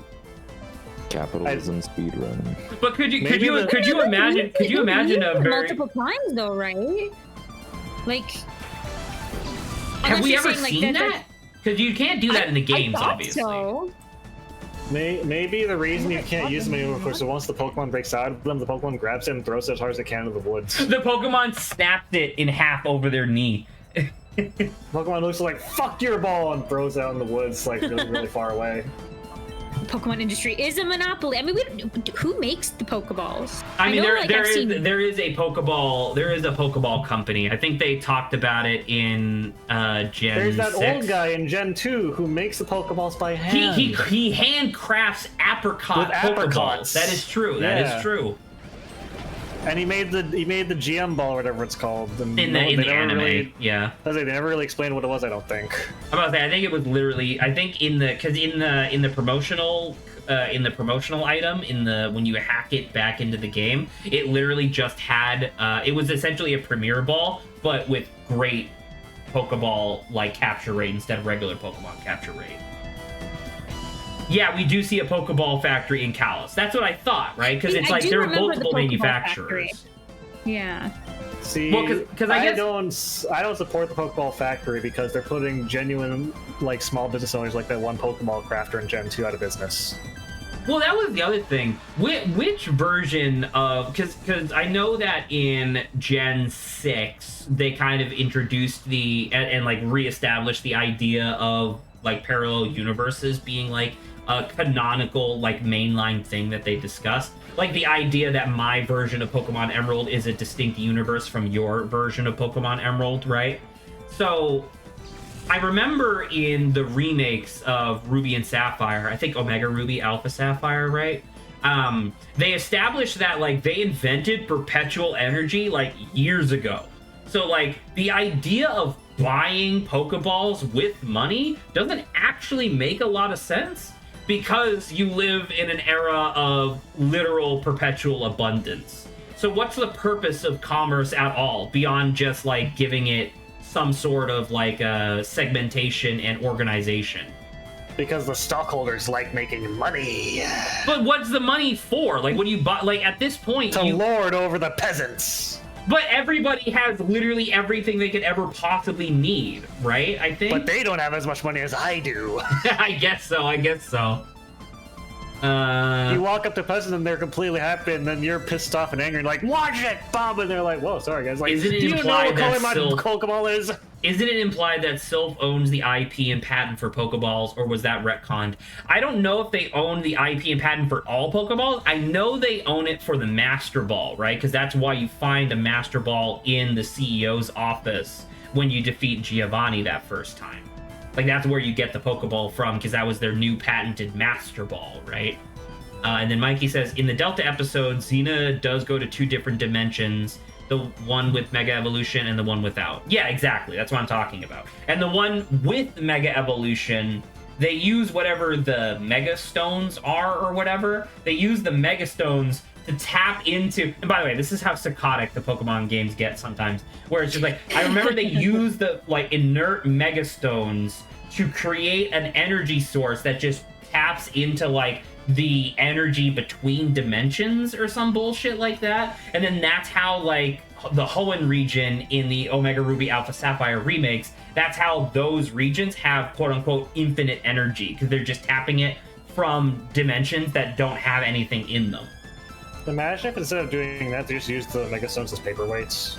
That would be really funny, I think, actually. Stops. They're like, you just see them in some old grandma's house, like, you have a Megastone? Like, why, yes, my grandson gave that to me for a Christmas present. It's a very nice doorstop. I guess I can ask this as well. This is obviously tangential. I don't know if we're done talking about, like, Pokeballs specifically, but I did want to ask, do you think that they specifically wanted the individual Mega Stones for the individual, like, Mega Evolutions, like, on purpose? Or do you think that that was purely just a limitation of, like, Game Freak didn't know how to program it any differently? I'm thinking about it, Saba, I'm thinking about it in the same context as, like, Alcreme, right? Where, like, every single different color of Alcreme is actually a different character model in the data, plus the shinies, which is a second set of different ones. Right? It's like Spinda, but creamy. They just, well, no, Spinda generates it randomly on the fly, and then it just saves whatever the current version of the sprite is for whatever you're looking at. It doesn't save the 30 trillion different things as separate objects. Like, I don't understand how did Game Freak go from Spinda, which had, once again, like 30 million different, like, variations, to Alcreme, where it's like, oh shit, I guess we gotta save all 48 different Alcremes. Got a color swap. I don't know, but I do have a good question, I think. Sure, go for it. Would if you listen, you're in the Pokemon world and you're some whatever guy, and you're like I'm some whatever guy right now. This feels like super accurate. And your uncle gives you a lottery ticket, and you're like, whatever, and you scratch it off, and it's like, oh, you're a winner, and you go to collect your money. You find out you don't earn money, but you get to officially create your own type of Pokeball. Dude, I would go ballistic. I would be so excited. And they start selling it too. I would be. Do I get any royalties, or is it just, oh, it's the Z-Ball? Well, you get the exposure. The Z-Ball. It would 1,000,000%. It would obviously be the Z-Ball, by the way. What would the Z-Ball do? I think the Z-Ball would... Oh my god, I have an idea. There's no way that they would be able to do something like this in an actual Pokemon game. Well, in my mind, the Z-Ball would have a higher capture rate for Pokemon that are less popular. So I have no idea how they would track this metric, but like it would be impossible to catch Pikachu with this motherfucking thing. But you could catch Maractus like a Master Ball, right? I think that would be kind of fun. Shut the fuck up about Greedon, all right? Saba, what would your I Pokeball... love Greedon. Well, actually, Zach, what would your Pokeball look like? What would the Z-Ball look like? I don't know. Would it just have actually, your face on it? No, it would. No, it had the letter Z. It would have the letter Z where like the actual button is the middle point of the Z. But I'm trying to think of like what colors would it be? Because I mean, the colors that I associate with myself would be some sort of like burgundy or maroon with like gold accenting. But that obviously seems very what do you call it? Oh, Mikey, you missed Zach timing Silveroon out earlier. I did, and I'll fucking do it again. All right. But yeah, I think that's what the Z-ball would look like for me. It would probably be like burgundy on the sides, a Z that in gold, and then the middle bit of the Z would be like, I don't know, like maroon, like a purplish maroon. It'd be a very like exquisite Pokeball. I see. All right, so what do you guys think? / look like? I always like the heart balls visual, so maybe like some pink and blue and some purple. The heart ball that'd be makes it so cool. that way their friendship goes up faster, right? Am I wrong about that? Does anybody remember? So? Because the heal ball is the one that heals them to full when you capture them. I think the heart ball is the one that makes it so that way they get like a boost of friendship immediately. That's the luxury ball. Okay, my bad. The love ball. 8 times if used on a Pokemon of the same species but opposite gender of the player's Pokemon. Oh, okay. Okay, wait a minute. So I'm actually thinking of the heal ball, which thank you, because I like the. It's like It looks it's like not Audino. like. Kind It of, does. yeah. So Yeah. it's like, I don't know, maybe like an interesting shape on it would be kind of cool. Like, I think the heart on the heart ball is cool, but like some other interesting shape. But like I said, like a pink and blue, and I don't know what I would want my effects to be. That's an interesting question. Can I think about it and deliver my answer once we ask Grant this question? Yeah, Grant, what would your Pokeball look like and what would it do? He's presently not here. He's missing! Okay, wait. Okay, never mind. Help me brainstorm. What do you think are some cool ideas that are not already used? Make it so your Pokemon hates you forever if you catch it. Yeah, I mean that would fit Saba's personality, but no, I think the Saba ball would obviously just have a higher capture rate the physically smaller the Pokemon is.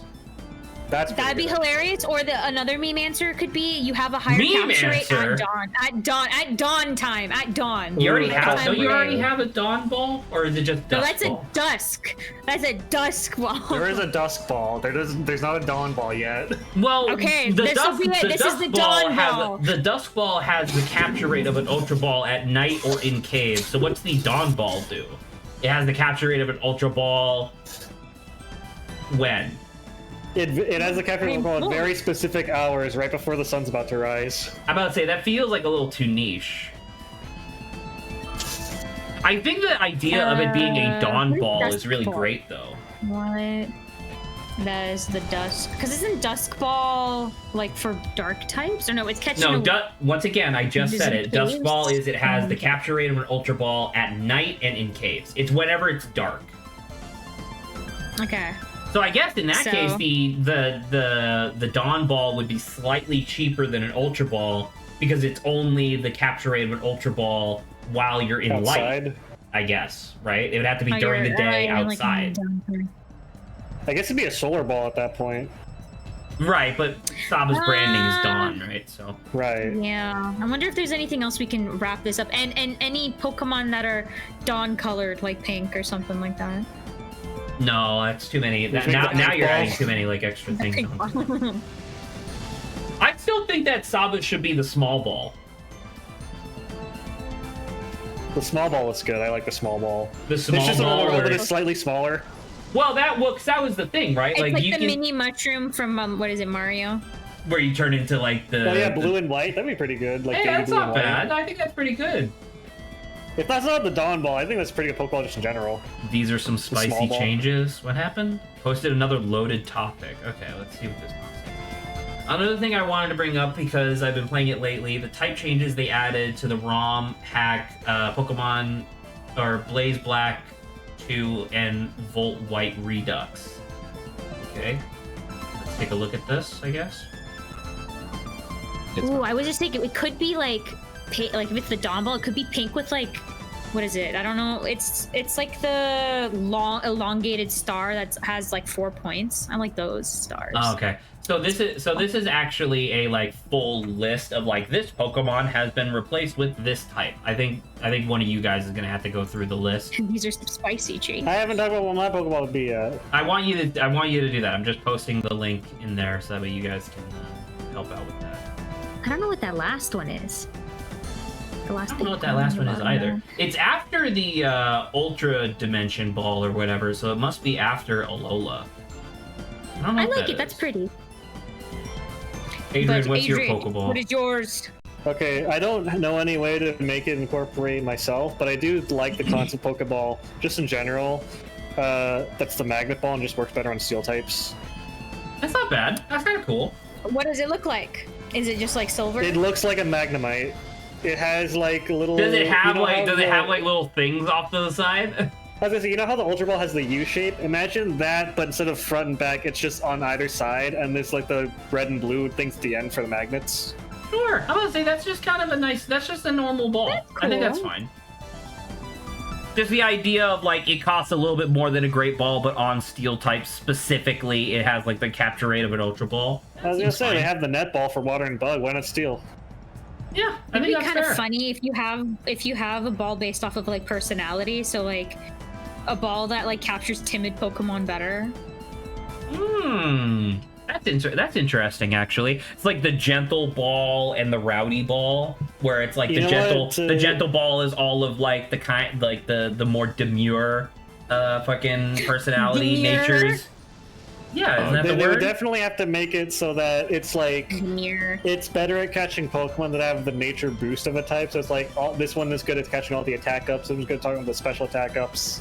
So on So and you so want forth. so now you're proposing 6 new Pokemon or 6 new Pokeballs?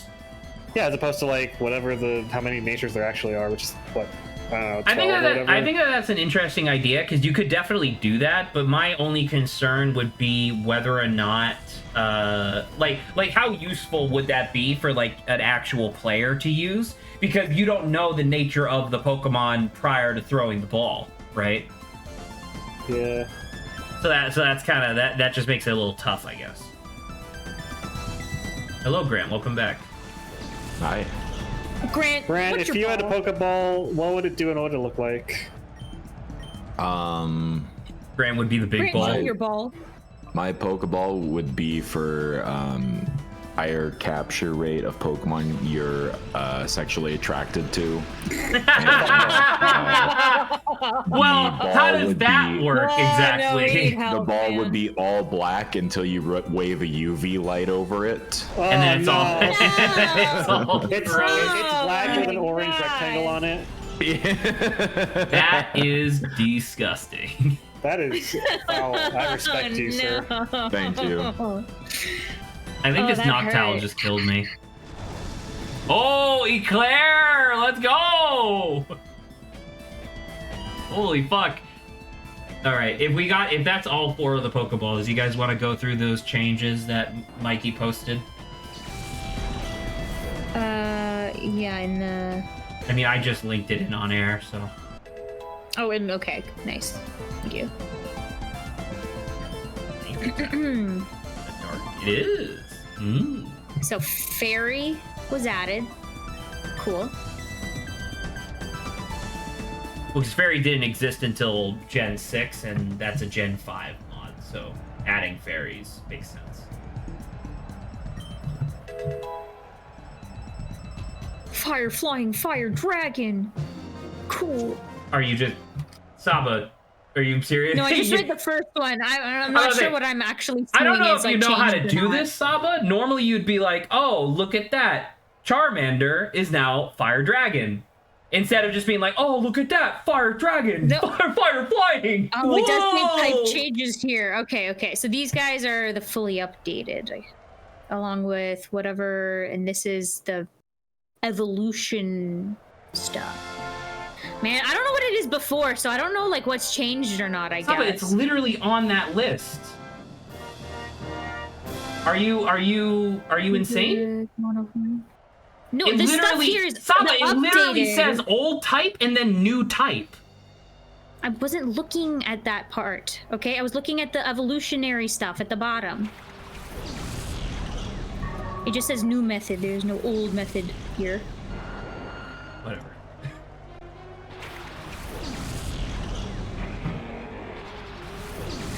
Have someone else say the stuff, okay? Heavens Have someone forbid. else. Someone else bring up an amusing one. Hang on, I'm drawing my Pokeball because I want to draw it.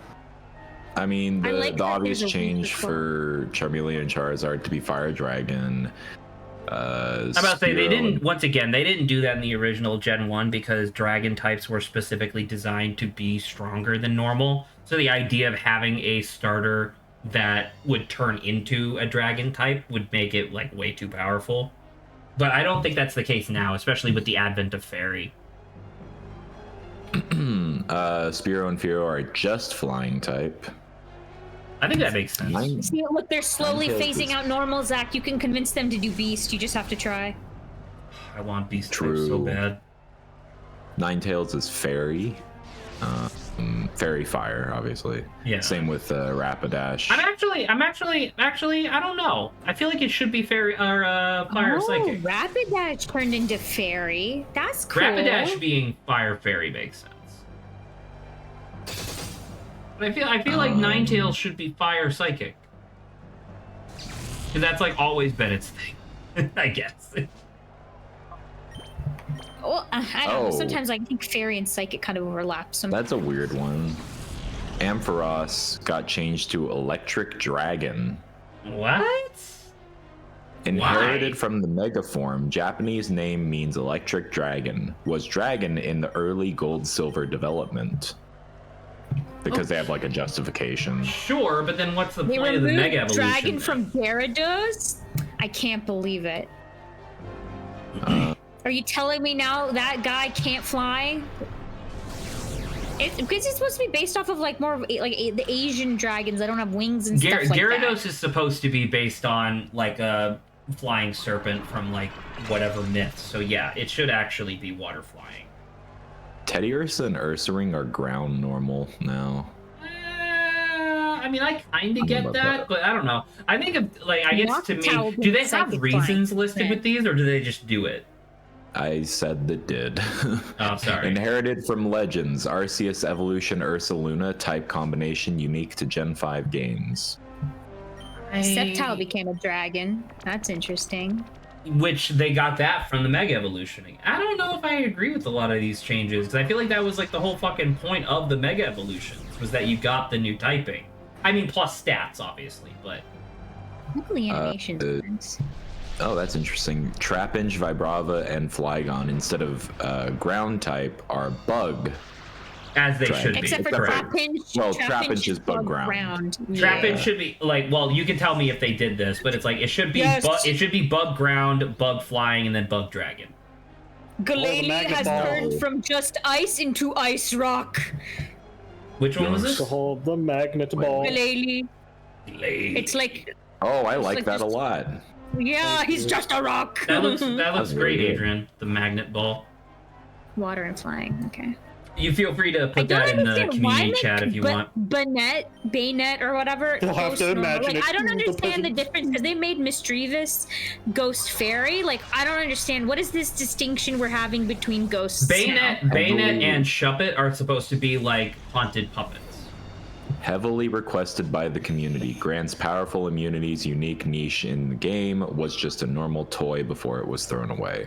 That's Right. what it says. Okay, I guess the fairy comes from at least Mischievous, which is inspired by like witches and mages from fairy tales. Fine, okay, I guess I can see that. Mm, Oh, the Lake Trio is Psychic Fairy. That just makes sense. That just That makes a makes lot of sense, sense. What are they now? Are they just psychic? Why is They're just they're psychic. just psychic fairy? Before they were just psychic. Yeah. Oh, that's interesting. The starters, so Servine Superior are grass I think they like dragon types a lot. They changed a lot to dragon. And it's one thing to have Superior to be dragon, but having Servine also be dragon is kind of Superior being interesting. dragon makes more sense. I just lost my sandal. Because they're doing the Oh, God. they're doing it for all the trio of introducing the second type and the second evolution. I guess Oh, I so, see. but I don't know if I agree with that. They changed Pignite and Embor from fire fighting to fire ground. I think I don't know. Isn't like Embor? Embor is It kind of- he's supposed to be fighting- like he's supposed to be a Chinese general, so that's where the fighting comes in because okay, of warfare. I gotta- But being fire ground makes him more unique. But it also makes him fucking super weak to water, which is not Yeah. good. Well, I'm happy that Autono has Oh. become a fairy because that's like the most fairiest fairy you could ever see. That's Also, if true. you think about like pigs, while rolling around in the mud. Oh sure, I totally understand. But once again, it's just like if you're the whole point of the starter trio is that they're supposed to have like comparable like typing and whatnot. So the idea of making him fire ground and making him 4 times weak to water is kind of crazy. Like that's not the point, I guess. I almost feel like you could have done fire dark instead because he's supposed to be like a bad guy, kind of. I think you're projecting. If you say so. Vanillix being fairy just You because just want to have more bad guy it's Pokemon. a candy design. Duat and Samurott became water fighting. That I seems guess that's reasonable. fine. Well, no, actually, no. I thought the community wanted them to be water steel because they're supposed to be like samurai. Based on armored Japanese samurai warriors known for their fighting capabilities, also based on their lifespan from child to military commander. Designed before Legends Arceus, but Univin form seems more fitting of fighting than Dark all the same. I mean, I They guess. abbreviated Legends Arceus to LA, and I was confused as to why it was designed before Los Angeles. It should be L:A. They're influencers. It is. Oh, okay. Well, there you go. But still, they're influencers, yeah. I don't know. I feel like these changes so far have been like 50-50. The Gothita, Gothorita, and Gothitelle are all psychic dark now. which is- Absolutely, should have been to begin I agree with. That makes a lot of sense. They should have been there the whole time. Vanillux is Ice I Fairy. say it's really weird Very having fair. golf Pokemon not be dark type. Absolutely. Well, because if you give it dark type, doesn't it become immune to like a bunch of stuff? No It thing. becomes immune to psychic, I think. So it's immune from its own. It would be immune from runiglyphs, right? Which is the white equivalent. Yeah, I think Ridiculous. so. Yeah, whatever. Forgive me for forgetting the name, but it's the Little Peabody in the cell.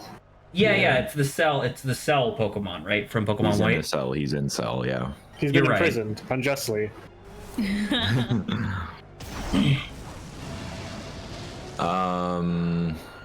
And the last one, notable Beartic is ice fighting, which sure. Should be That makes ice. sense. It should be Ice Beast, but that's fine.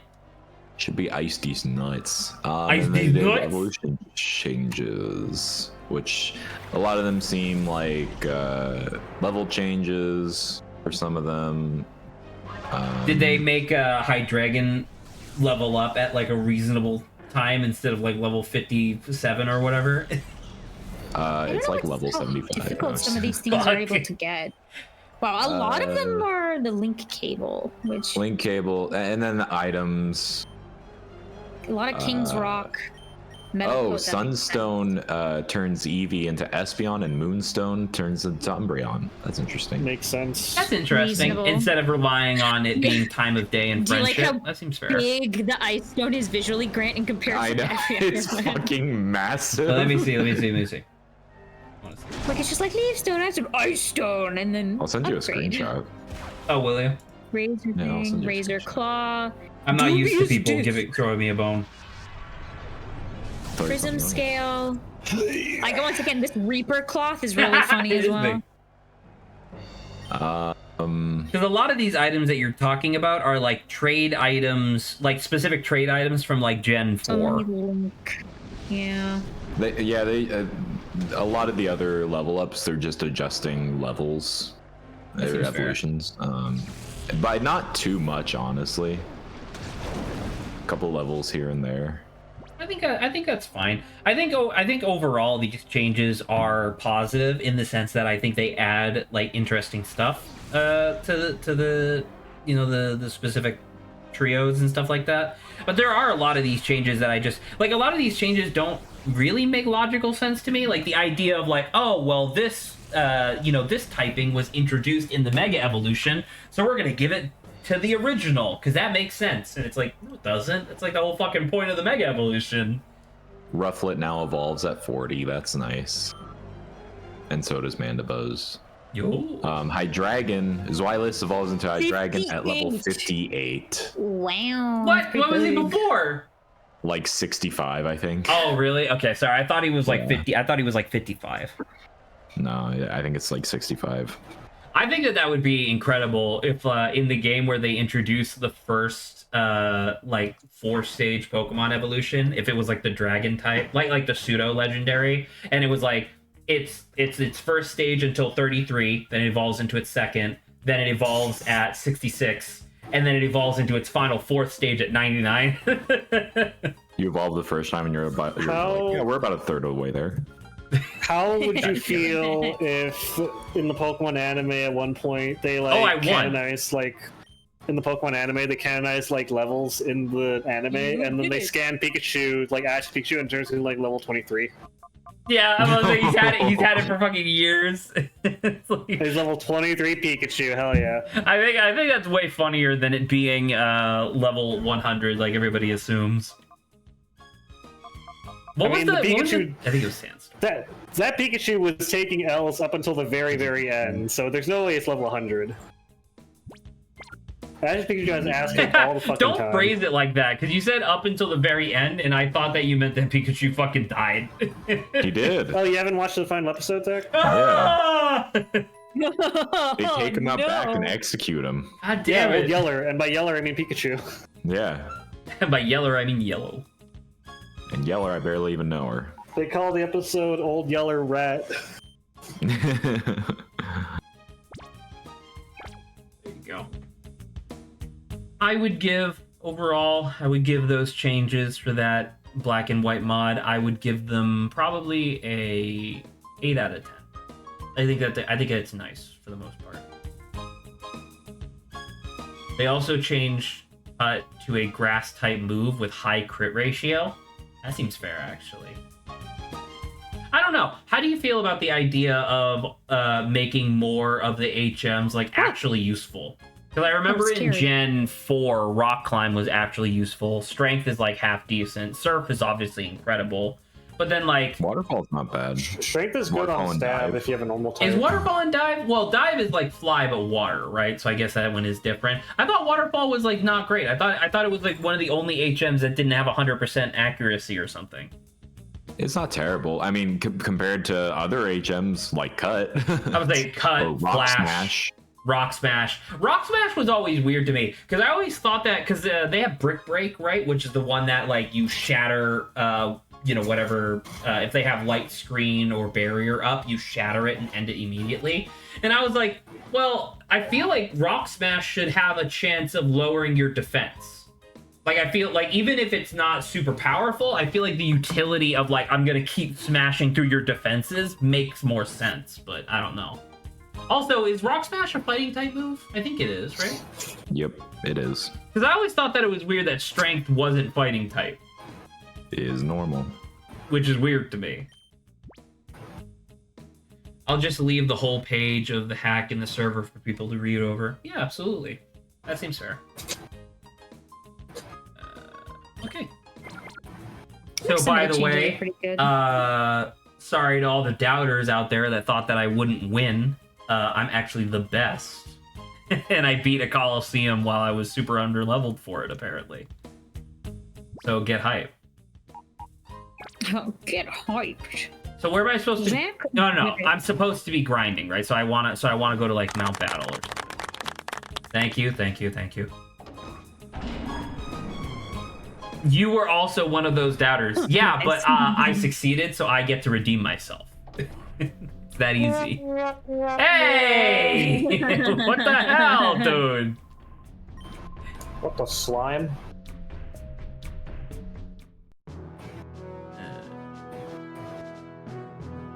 Pokemon Blaze Black 2 and Volt White 2 Redux, the best ROM hacks I've ever played. I still really want to play. There's apparently like a ROM hack for Pokemon Heart Gold and Soul Silver that add literally every Pokemon, like all the way up to Gen 9 in to the game, plus like a bunch of other changes. And like every gym leader is available somewhere, every Elite Four is available somewhere. Like I just want I haven't been able to find it, but I see YouTubers playing it from time to time.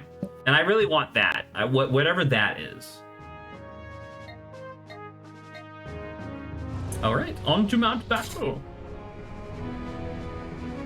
What do we have? Oh my god, we still have another hour. Holy crap. Man, once again, if I truly had a fear of death, I think I would just play Pokemon Colosseum forever because it fucking stretches time infinitely. Let's do another banter topic. How about that? I don't think so. Okay. Forget about it. We're We're not gonna just here. sit in silence. This isn't real. For the last hour. We could. Okay. You got a canker sore right on the corner of my thumb. What the fuck did I say about silence? What the hell? How dare I'm you. allowed to talk on my own stream. No. What do you mean no? Adrian, man Incorrect. discovers running after walking his whole life. Game journalism. We already talked about this. Then why is it reacted? Ask Zach. Well, because Adrian never announces his banter topics. He always just like Adrian announces his banter topics the same way that he announces that he's about to fucking fart. Man, it's hard to know when it's like a banter topic that's or in he the just list. starts talking about it, yeah, and then you don't realize it's a banter topic until you ask him, and then he's like, "We already did it." That's finished. right, which is literally up what again. just happened. Exactly. So I mean, I'll uncheck it obviously, but like. No, you won't. Or will he? Will he remember chat? Chad, will he do it? Chatty doesn't know. Will he remember, chat? That is the question. Fucking touch it. Don't fucking touch it. Why did he touch it? There you go. Chat, why did he touch you? Oh, is there another Alright, banter well, that- suggestions? Oh, that's just the That was the wiki. one banter topic. Brent, What? you're our only hope. We need another banter topic. I gave you one. What was it? Adrian's that we already did. Wait, Hell yeah. I don't know. Good job, Can you perhaps see a reason why we didn't immediately jump into that then? Alright. Ugh, I'll Beggars save can't the be day. choosers. All right. Here's a good one. Oh, he's got it. He's got it.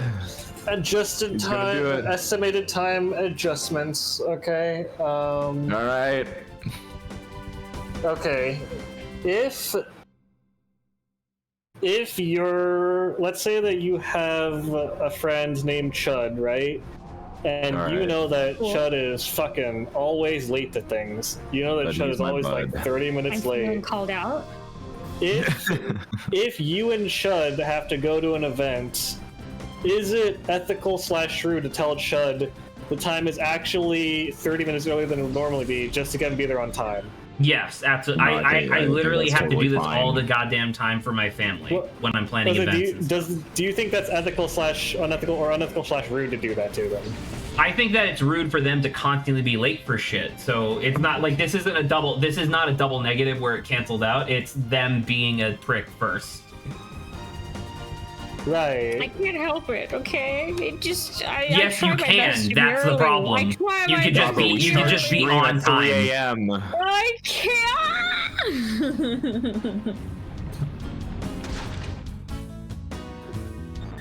But what if you want to give them benefit of the doubt? For what? For being That they late might show all up on the time. Yeah, I like don't once know, again, man. like when we host Christmas, right? And it's like we have certain members of the family that live near us, literally within walking distance, and we have to tell them to be here 30 minutes, literally exactly what you just said, 30 minutes ahead of the actual like event, so that way they show up on time. Because they just take so fucking long to actually get out of the goddamn house. It just feels weird to me. Okay? You sound like the type of person who doesn't have to plan events that much then. Congratulations. I mean, it's definitely. I run like the 2 weekly people, they games don't and feel show up at great. 2 weekly games. Okay, I how run many of weeklies. those people are consistently late? Like 2 of them. Then clearly you're not doing anything to try to rectify that situation. I mean, it's literally not on me to fix their lives for them. What a crazy fucking thing to say. You could just tell them to be there earlier, and then if they're late, they'll just be on time. That's the point of telling them to be there earlier, because they're gonna be late anyway. It's not your job to fucking pull them by the balls into the actual Discord call or whatever, but you can take heavens forbid you ever use some actual event planning. That is also just lying. I don't just saying understand the where the time. moralism argument comes from here. If they're late consistently, you correct for that. That's how that works. I mean, I don't know. I understand they'll probably feel bad a little bit if they're like. Clearly not I bad do enough. think They're on- always yeah. fucking late. Being Yeah, like, but it's one thing. there's a different. It's one thing There's to be like late on purpose. Like it's another thing to be like, because there's like 2 different types. Like there's one person that doesn't care they're late, and then there's another person that's like apologetic that they're late. It just seems to happen every time. First off, in that first scenario, that person's just a prick, so obviously they get no sympathy. In that second situation, I understand. Sometimes it can be hard, especially if you have like stuff going on or whatever. That's fine. I'm still telling you to be there half an hour early, so that way everybody shows up at the same time. Like the outcome is still largely the same, except the first people aren't going to be invited back Like next time. Adrian, would you feel bad if like you acknowledge like, hey, you're late like all the time? Do you mind if like in the future, when I set the time, I ask you to come in early? Like if someone asked me that.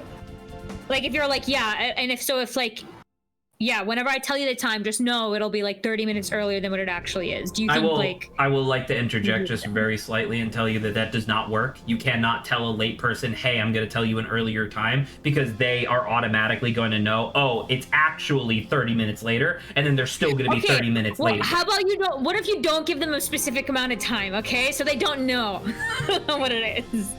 I mean, I guess that's fair. That one I think might work, but I don't know, man. It just feels weird to lie to these people that you're going to events regularly with if you like them. I wouldn't tell them the wrong time. I tell them the wrong place. There you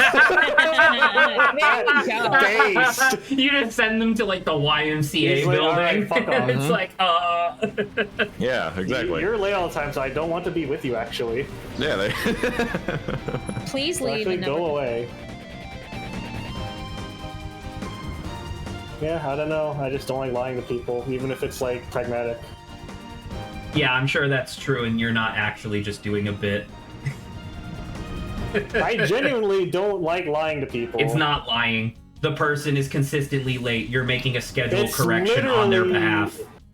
Right, but it's literally It's lying not about lying. when they should be. You're literally just telling them, "Hey, be here at this time," with the understanding that they're gonna I'm not going to them, "Hey, everybody's gonna be here at 7 p.m." I'm saying, "Hey, be here for 6:30," because I know they're gonna be late, and then everybody shows up at 7 anyway.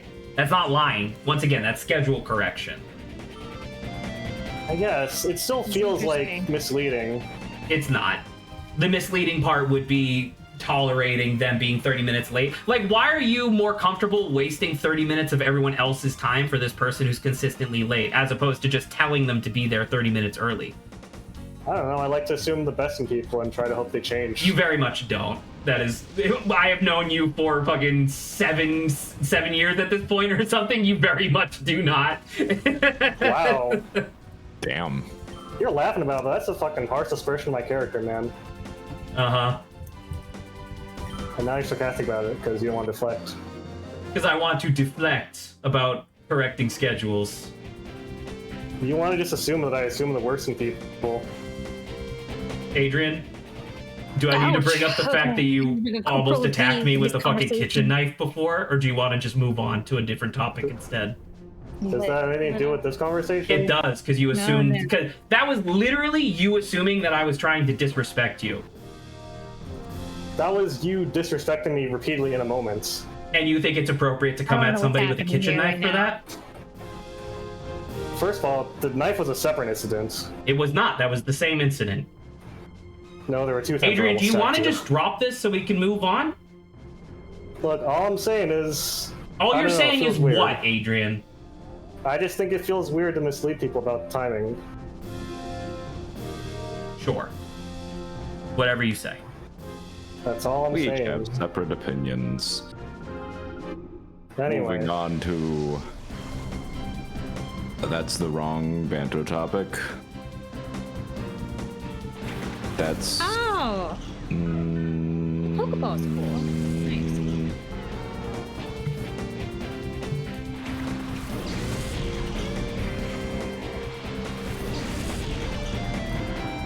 Are these up to date? I feel like some... Well, I mean, obviously we talked about some already. I mean, I checked some off earlier. Or unchecked them, rather. I thought we already talked about Toy Story 5. I don't think so. I don't remember Toy Story 5. Are we not? Nah, I don't think so, Okay. because that was only announced like a couple weeks ago.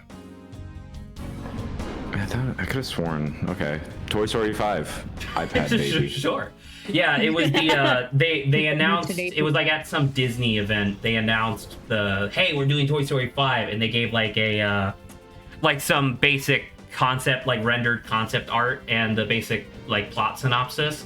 And so apparently the like conflict of Toy Story 5 is that kids nowadays don't play with toys; they just want to be on their iPad instead. So now it's up to Woody and Buzz and friends to figure out how to convince kids to play with toys again.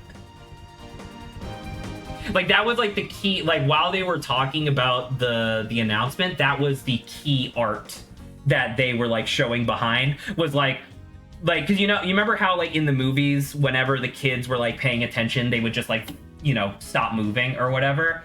That was like in the main concept art was that the kid is like on an iPad with like the light glowing into their face, and the toys are literally standing behind the kid looking sad because the kid is just so oblivious. And I'm like, damn, that's a crazy like storyline to use as like your main plot, I guess. It makes sense though in the modern day, I suppose, but like that's crazy. I still think it should have ended with 3. What was 3 again? Was 3 the daycare? We're gonna have to Was tell that the one us. with Yeah. Barbie? Was that the- was the one with where what's his face went to I don't even college? remember. Yeah. Yes, you're right. And like it was like, well, what was it? Was they? How did they end up in the Isn't Garbage Man daycare? in that one? Sorry. Garbage. I don't- As I say, if I remember correctly, Andy's mom throws away the toys or donates them to a daycare. Oh, you're saying Sid then- from the first movie. Yeah, and Sid's the Yes, garbage you man are in that correct. one. You are correct. He's like listening to music and he's wearing the exact same shirt as from the first movie, so that way you know that it's him. Which is wild. I guess he either tailored it or bought another shirt. I would It looks assume like I it. would assume he just like my assumption is that it's supposed to be, I don't remember what the name of the band is, but there's like some band that has like a skull that looks very similar as like their logo. So my assumption is that it was supposed to be the idea of like as he grew up, he just kept buying the same shirt over and over because he still likes the band, right? I prefer the idea that the shirt just grew. We just did that. He just got It's- looser like over time. They have magic toys. Why not magic shirts? Are the toys magic? I don't fucking know, man. Who could say? Well, I guess they must be because you may or may not recall in Toy Story 4, one of the plots of that was that it was like this little kid had like a fucked up like spoon, drew a face on it, and stuck like 2 popsicle sticks to the bottom, and it came to life because it was a toy, quote unquote. So I guess you're right. I guess it is magic. When are they gonna go into the lore of what wizard enchanted the Toy Story world to be like that? I don't know if they ever will. What a weird They life. should. Don't think about the long-term consequences of toys being alive. Well, I mean, they talk about that in Toy Story 4, where the character, it's whatever the stuntman toy is that Keanu Reeves does a voice for. If I remember correctly, that toy has like a brief line where he talks about how his toy line was discontinued like 30 years ago or whatever, and it's like, oh, wait a minute. So like toys are actively immortal. like the toy, Yeah. like the first pair, like the first doll from like ancient Egypt or whatever is probably still kicking around somewhere. I mean, the toys seemed to fear death when they were going to like trash compactors, so I think they can. Well, Probably I guess what I mean to say is like it appears as if they're immortal as long as they are not destroyed or killed. Because remember, Woody in Toy Story 2 needed to be repaired, right, by like that collector guy. So I guess their mortality is tied to their physical shell, not a time limit. So like what if I give my kid a solid steel ball with a face on it, and that comes to life? That solid steel ball, nothing is gonna fucking take that thing out. Like that thing will be there for the heat death of the universe. In my head, I was like, well, it wouldn't be able to articulate as well as a ball, so could it rotate of its own volition? Probably. I would assume so, and I would assume because you have toys that don't actually have like some sort of physical mouth that can still talk, right? Like there was a maybe not an Etch-a-Sketch, but there was something of that ilk where it was like a robot toy with like a face drawn onto the front, and that thing was still able to talk by just moving the line where the mouth was. Morbid thought is that a kid could be playing with a toy's corpse. Absolutely. I'm about to say, like, yeah, you could absolutely have that happen. How would that happen though? It would be, well, I don't know, because I guess because like if you rip off Woody's head, Woody dies, right? I think, but like if you put it back on, does he come back? I guess. I don't know. They what definitely what never. if you put on a different Woody's head? I'm about to say, like, Buzz Lightyear has multiple different arms, and you see in one of the movies, I want to say it was 2 actually, where he pops his arm off, and he puts on Zurg's arm with like the blaster on it or whatever, and he's able to use it no problem. So I mean that's a good question actually. Is that because of the underlying magic, or is that because Zurg is Buzz's father? That is a good question. Well, I'm going to assume. I'm going to chalk it up to the movie magic. lore. It's him. It's him. I am going to chalk it up to magic. Stupid ass plot twist. Wow. Imagine if in that scene Luke's dangling and Darth Vader's like, Luke, I am, and Luke's like, my father's like, no, I'm you. I am you. I'm you. He takes off the mask, it's him, and then like, what happened to Anakin? Anakin's over in the corner like, hey guys. It cuts back to Luke. He's no longer there. Hanging off. Cuts like He's Luke is over standing there. Anakin's dangling now. Do you think Miss Nesbit is going to return in Toy Story 5? I don't know who that is. Is that a character from 4? That's how you know they're important. I mean, I will repeat, I did not watch Toy Story 4 because I'm not, like, 13 or whatever, but... Isn't that the one where everyone was way too shiny? Maybe. I remember seeing, maybe it was just the doll, but like I think it was also Woody where they like made their surfaces models way too reflective. I don't know. I could see that. I do not recall. Also, Miss wasn't Kung Fu Nesbit Panda was 4 Buzz's like delusion really mid? from the first movie. Well, I don't remember that. I was gonna say I have no recollection. Did any of you guys watch Kung Fu Panda 4? I heard it was okay. I did. I did That's not. what I heard. I think I What did watched. you think? Was it okay or better or worse? I would say that it is a I would say that Kung Fu Panda 4 is of the caliber of like a straight to Netflix special, but with the animation budget of a real movie. Because like it has points that like matter and that like are worth seeing, Yeah. but like I would not recommend. Like I think it's on Netflix or something now, right? If you can find it outside of a theater, I would definitely recommend at least checking it out because it has some stuff that's like kind of cool. Like I like the main villain. I think she's kind of neat. But in terms of like, would I pay for a ticket to go see that movie? Fuck no. Not even remotely good enough for that. How did you watch it the first time around? I don't know, you could probably take a wild guess.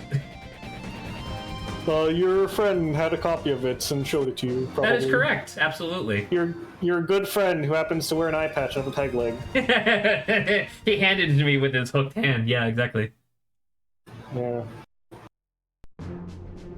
Was it? So you're saying it looks good, but it was like the plot was okay? The plot was extreme. Like the plot was extremely basic. I think if you if I were to summarize like the actual plot points, I think I could count them on one hand. But then if I were to list out like the number of scenes, it would be like a regular movie. Because there was a lot of scenes that were like, oh, we gotta go to this place. Oh, there's a fight that's happening. Oh, now we're gone. And it was just that for like an entire movie.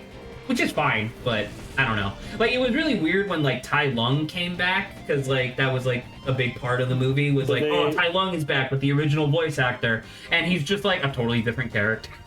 Didn't they make him a jobber in that? More or less, yeah. They warp him, what do you call it? They warp him Star Trek style, where it's like the main bad guy of Kung Fu Panda 4 takes out Tai Lung in like 2 seconds, and that's supposed to be like an, oh my god, she's so powerful, you know, that sort of thing. What are some examples of times where they do that good, where they like warp or job someone and it actually works and it's good, rather than them being like, that feels disrespectful to the character? I don't know. I can't think of any off the top of my head right now, but I do know that you can do it well, as long as you don't do it too often. Like, there was I can't remember the name of it. It was animated by a Canadian studio, I want to say. God, it was based on like a Brazilian comic book. It was like, by night, it's like this like action hero lady that's wearing like a full leather trench coat suit thing, but then by day she's actually dressed as a man and is like a middle school teacher or whatever. I can't remember the name of the show, but in that show, her like partner in crime, kinda, he's just like a civilian who just so happens to be like a big buff guy. He gets his ass kicked on several occasions, where it shows like, oh my god, this bad guy is really strong, but it doesn't feel like they're disrespecting the guy, because the guy is not a superhero like she is. He's just like a guy who just so happens to be really buff, you know? And so like that's an example in my mind of something that works really well. I just wish I could remember the name of the show. Let me see if I can actually, real quick, I can I don't know if anybody else has an idea, but I mean, the introduction of Trunks was hype in Dragon Ball. That's true. That was very true. oh, Hey Frieza, you should split. What?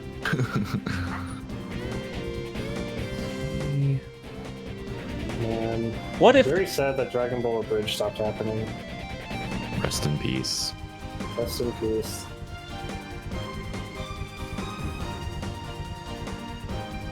it was called Cyber 6. I don't think you're allowed to show that on Twitch, Zach. Well, I mean, the original comic book was full of that, but the animated show is very different. It's a lot more It has appropriate. even more.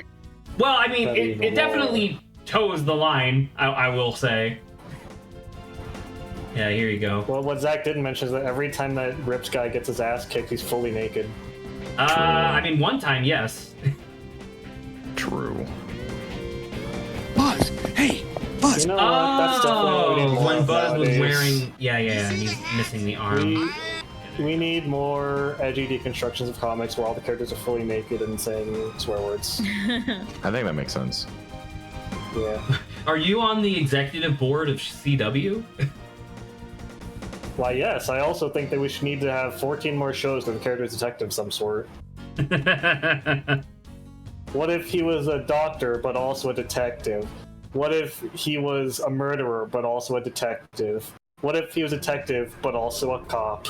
Well, because that was... I remember talking about this with Dad a while ago, because he had heard, apropos of Not Me, he had heard the term copaganda before, and he was just like, what the fuck is that? And I kind of explained the concept to him or whatever. And I remember that was like a thing where he was asking like, well, they actually do have a lot of cop procedurals, but I mean, cop procedurals are pretty good. And I was like, well, yeah, that's why you had like Columbo and stuff, right? Because Columbo is essentially just Sherlock Holmes. He's just kind of bumbling in a different way, right? So it's like the assertion that I was essentially making was that if you have a TV show that stars a detective as opposed to like specifically a cop, you get to like kind of skirt around that realm of people kind of bitching about propaganda or whatever. I'm saying this just because I miss Castle. I used to love that show so much. And Psych. And Psych, and Finder, The Finder. And Grinder. No, there's not a detective show called that, Grant.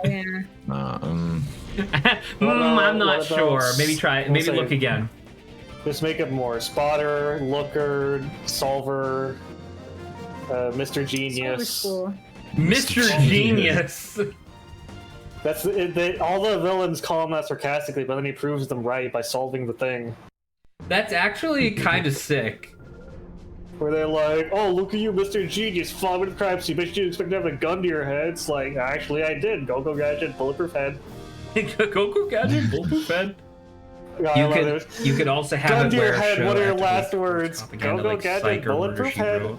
I never actually. Has any of the four of us? Well, I guess the other three of you. Have any of you actually watched Murder, She Wrote? Because I never did. I feel like it'd be cool, but no. I don't watch mainstream movies, much like how I don't play mainstream games. I mean, I think it's a TV show. If murder, my computer screen isn't high res enough to handle mainstream movies.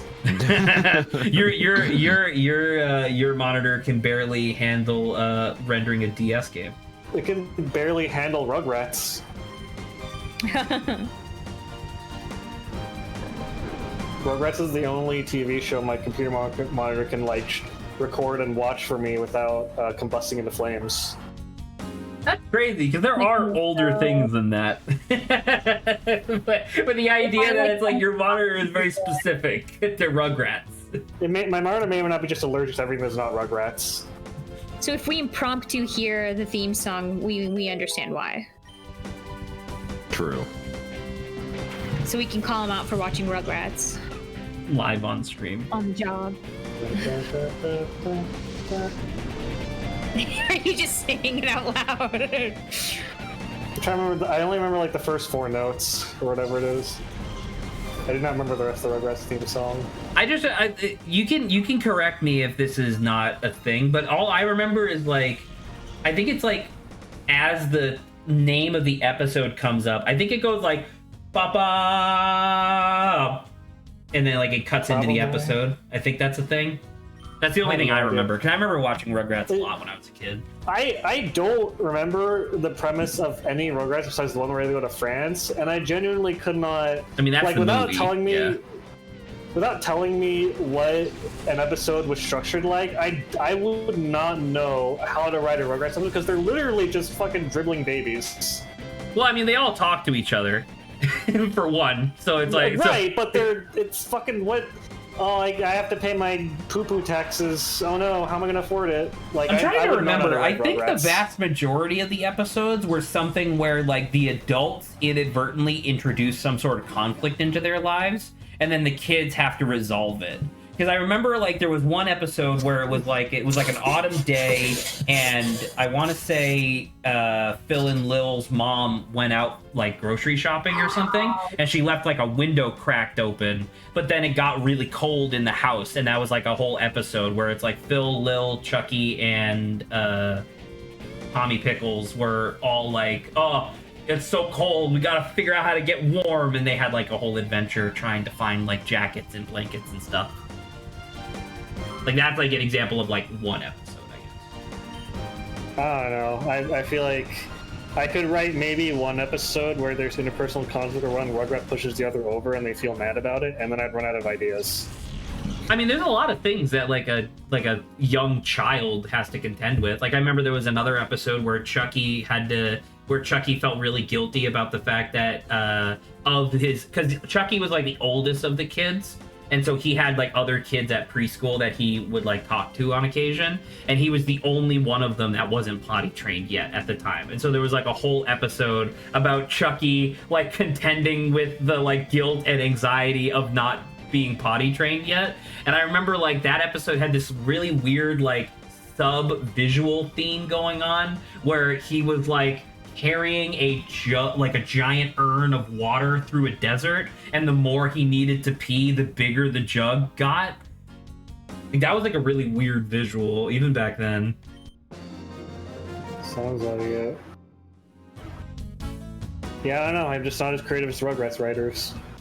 I mean, they did make like fucking 4 seasons of that show, so they clearly had something on their mind. Do you Didn't they think have you like could? the Rugrats? Imagine coming into a writing room being like, "I got 14 ideas on what to do with these babies." That is essentially what they said. Including making them. Well, how would you feel if you went to a writer's room and there was a guy? Well, like, what if you saw an old recording of a Rugrats writer's room, and it was like 16 guys around a table, and 15 of them were just kind of sitting still and like quiet and nodding, and one guy was one guy was going insane with the ideas for 4 episodes. seasons. Well, if I I remember got so many ideas what to do with these babies. If I remember correctly, so not like directly what you're talking about, but if I remember correctly, in the Rugrats movie, the very first one that they had, they did have like an interview on like the bonus features of the DVD, and they did say that most of the ideas for their episodes came from their kids, like just stuff that they remember from their kids like early childhood. That makes sense. So that obviously solves a lot of the problems that you're having right there. I mean, yeah, I do not have children, so that makes sense. What's something that I do have? I would not be able to write a story based on things I have in abundance, I don't think. At least not an entire season of them, let alone multiple seasons. I mean, a season now is like 8 episodes, so you just need 8. I'm about to say, maybe 6. You could be like a British season of TV, and I mean, not to be too keen on it, but like just within the COVID era, you had like a lot of jobs. You could you had that whole fucking escapade with the babysitting thing, right? Like the house sitting thing, that would be 3 episodes in and of itself. I guess. Wait, do we prefer, do you want like more episodes shorter time or like less episode longer time? I don't know. All I'm saying I think is it depends I'm not a on TV what writer. the I'm very happy about content it. is, right? I don't think I could, nor do I want to write TV. That's all I'm saying. I mean, it's very different than most other forms of writing, so I think that's fair. Even compared to like other like movie screenwriting, writing for TV is very different. So like most of the time you have to return to a status quo, unless it's like, I guess. Actually, I don't know. How do you delineate TV shows that always return to status quo? Is that what a sitcom is defined by? Kinda, because so the idea of returning to status quo is like that was just the default for a very long time, because the idea was that you would have multiple episodes being run simultaneously, so you had to guarantee that the starting point and end points were largely the same, and then after you did like a set of episodes, you could then make reference to the previous set of episodes, right? That's kind of like how think of like early episodes of Ben 10 Grant, right? Where it's like the generalized idea, like they weren't like each episode they weren't making progress across the country. It's just every episode would start with them arriving in a new city or something, right? And then there'd be some sort of like wacky alien adventure. Whereas like nowadays the commonplace like idea is like, okay, we're gonna have like an overarching like concept of what the sitcom is gonna be, and then not every episode, but every like 3 or 4 or whatever, we'll have something that actually moves the quote-unquote plot forward. Like that was like the final season of How I Met Your Mother was very much like that, right? But that was because it was the final season. But you get the idea. Thank you. I don't watch a lot of TV, so my opinions are formed from a very small sample size, granted. I think that's fair enough. There was, because like I used to watch a lot of that type of TV with like my mom and stuff when I would get home from like middle school and high school. All media all the time. I just assume that if there's media, Zach has at least heard of it. I mean, that's probably true. I feel like it's a fair assumption. Yeah. Zach is probably aware of like an obscure French sitcom that was aired for 1 month and the 90s, and was like, oh yeah, that was important to this game's development because That was actually referenced in this place. Nah, I'm about to say there's an Easter egg for that in this video game. Actually, you bringing up the idea of like foreign TV from like the 90s is quite interesting. Just like on a like from the perspective of like the globalization of television and whatnot. Because if I did know, I don't, but even if I did know something like a French show from the 90s or whatever, that would actually be exceptionally rare because that would never have made it overseas, like at any point. I mean, now with the internet, obviously, but you know, that's different. Like, there's a lot of like Canadian TV that I know, but that's just because we share a continent, right? Yeah, the TV lengths the TV ways have to travel less distance, so it's easier. I mean, I guess so. The pictures have to travel less through space. Takes less brain power to send them psych. Why are you using brain power to send TV? Well, I was gonna say the every TV like station is headed by a psychic who just like who's watching it live and then broadcasting it to your antenna. Yeah, that's what the antenna is for, receiving psychic impressions. That's what, like, back in the day when you used to get like static and stuff, that was because they were like getting a headache. That's because he had a hangover. There you go.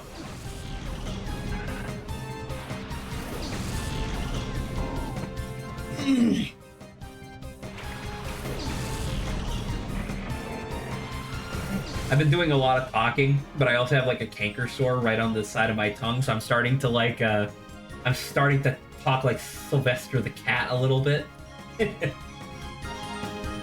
I had a pimple that turned into a weird flaky scab on my shoulder after I woke up from a nap. It was really weird. Wait, after you woke up from a nap? Yeah, it was a pimple, and then it turned to a weird flaky scab that just disintegrated off my shoulder. So my assumption is that must have meant that it popped, I guess, but also usually when it pops, instead of leaving a flaky scab, it's just a hole, and then it scabs over normally. I guess. So it just disintegrated. It was actually just a bug. I felt like Deadpool or Wolverine might say from regenerating after that pimple. I really do hope there is some upside to having eczema, because I cannot think of one. Extra skin. Extra skin. When the skin vampires come, they're gonna kill you last because they'll be able to just feed on you, right? I'm saying when the skin vampires come, they're gonna enslave me in their skin farm. Yeah, but which one? But like, do you prefer that or death? I don't know. I guess what would the skin? If you're a skin vampire and you had two victims, one was a normal person, one had eczema, what would you do with them? I would have to imagine, because I don't know, because as a skin vampire, because like in fiction, vampires don't like drinking the blood of like cows and pigs and stuff, right? Because it's like, oh, it's like worse or whatever, right? Unless you're a chupacabra. Unless you're a chupacabra, then you suck goats, right? But but I guess in that same vein, if you're a skin vampire, I wonder if eczema, like, because it's dry and flaky and stuff, so I'm assuming it's either going to be less appetizing or it's essentially going to be the equivalent of potato chips, right? Yeah, or like beef jerky. So I don't know. It would really come down to whether or not, like, what is palatable to a skin vampire. Because if I was the skin vampire, my assumption would be that the like moist, greasy skin of Zach would be more delectable than the dry, flaky skin of Adrian. But maybe that's just an assumption. Is your skin more unhealthy though for them? Yeah, but just like all good food, it is unhealthy. True. I don't know. No, he spun for a while. Let's see. Brad, as a resident skin vampire, what's your opinion on the topic? Pretty good. Your opinion on the topic is pretty good. Yeah. As it pans to Grant's drooling like a giant puddle below him after talking all this. Skin. He's like, how did they know? Skin. I love skin. Yeah. It's a fucking weird thing to By the way, say. have you guys heard? I've learned of a term recently, and it kind of disgusts me. Have you guys learned of the term? Do you guys know of the term skinship? What? No. I didn't hear the last part. Could you just type it out in It's skin ship. It's a play on Like words on the term kinship. where the idea is by like touching your yes. friends. Yeah. You know this, Lava? Why the fuck do you know skinship this? is no, skinship is just like I think the terminology for like how like maybe certain cultures will like be physically close, like there'll be like a lot more people are huggy with each other, so that's skinship because it's like skin to skin contact. Well, I guess the premise, I guess the idea is like it's kinship, it's a play on kinship and skin, where like by touching people physically, you get closer to them in certain contexts or cultures. And I don't know if I quite care for that term, frankly. I mean, the term itself feels a little foreign, but there is obviously like, you know, I'm used to it, I guess. being So. touch starved is a real thing. So like the concept Sure. makes sense. But I don't know, skinship just feels nefarious to me as a term. I mean, skinship is the name of that new Mario and Luigi game, right? Yeah, I think so. I'm pretty sure that's Ship would correct. not float well. I don't know, Grant. I think we have ships that float and they're made out of like reinforced carbonized steel. I think you can have any ship made out of Oh anything. yeah, is that what the government tells you? Grant, what the fuck are you talking no. about? Mm-hmm. But- Okay. Actually, Grant, you absolutely just reminded me of something I did want to talk about. Thank Christ no one from work actually watches this stream because I'm going to talk about them a little bit. While I was at GSX, one of the things that I discovered was that so I like talking about conspiracies and stuff, mostly just because they're fun, right? They're just fun stories for all intents and purposes. Is a conspiracy. True. Well, you know, I remember I told my coworker Rich about like Dyatlov Pass, right? And he was like, "Dude, that's a sick story, right?" But anywho, so I don't remember exactly how it came up, but it was just so we are the service sellers, so me and Rich talk to each other like all the time, and then there's the account managers and then the engineers. I talk to the engineers more, and Rich talks to the account managers more. So at this one particular instance, we had one of the account manager dudes and one of the engineer dudes, and we were all just having lunch together. We all just so happened to be sitting at the same table. And, you know, the topic of, like, conspiracies came up, and I told something. I don't even really remember because it wasn't important. But but what happened was that I said that story, and then account manager guy, I'm not going to use his real name, but like account manager guy was like, yeah, but how do you feel about like the moon landing? Because I don't believe in a lot of conspiracies, but I think there's no way that we landed on the moon. And I was like, okay, that's interesting, I guess. And then Rich goes like, oh yeah, absolutely not. There's so much evidence saying that we did not land on the moon. And I'm like, okay, this feels like a lot. And you can see where this is going, because third guy chimes in and he's like, oh yeah, there's no way. Not in a million years. Definitely not back in like the fucking 60s. And I was like, what the hell? And then they said April Fools, right? No, they were very And serious. they said psych. They were extremely serious to the point where this week, when I had my, because I have like a weekly meeting with Rich where we just talk about whatever, I brought up the idea that the three of them are all moon landing deniers, and he's like, well, yeah, there's a lot of evidence that you can't, there's a lot of evidence that says that it was faked. And I was like, did they forget to ask you that question in your entry interview? Whether or not I believe in the moon landing? I'll say, yeah, like the company policy, like everyone knows. I mean, I want to point out, it does not detract from my opinion of them as coworkers or people in general. It's just that I didn't expect all three of them to be such vehement moon landing deniers.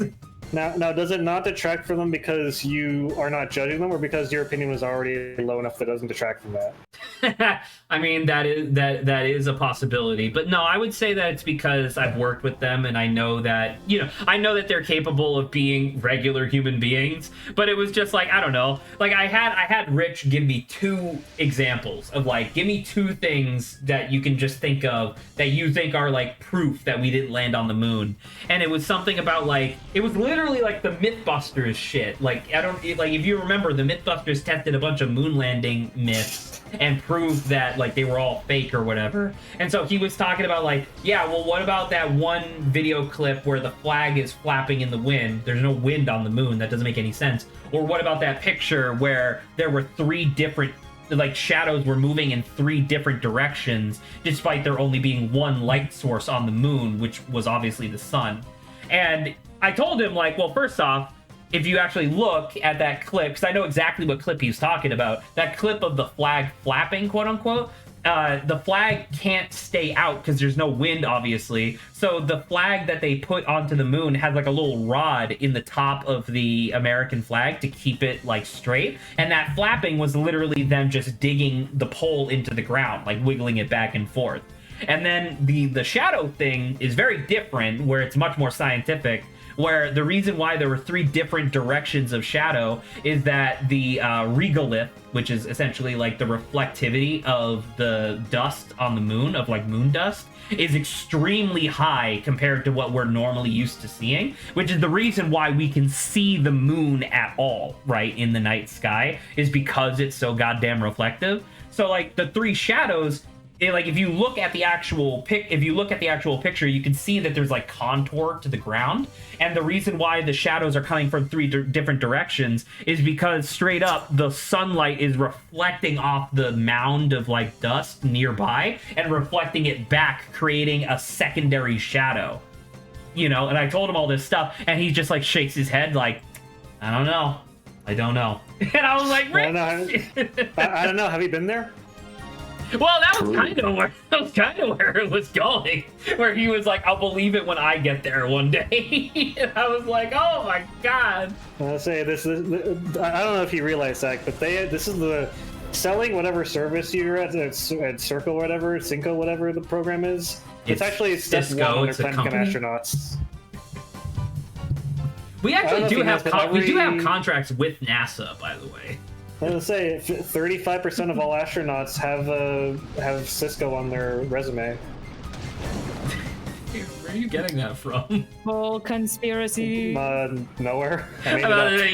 You definitely made that up, because that would be sick as hell. Anywho. No, the truth is that 79% of astronauts have GameStop on their resume. before it was founded. Yeah. Okay. If you look at the founding members of GameStop, you'll see a bunch of astronauts. Yeah, you're right. The fucking Buzz Aldrin, third guy that no one remembers. Neil Lance Armstrong. Louis Armstrong, Neil Armstrong. They're all there. All of them. They're all there.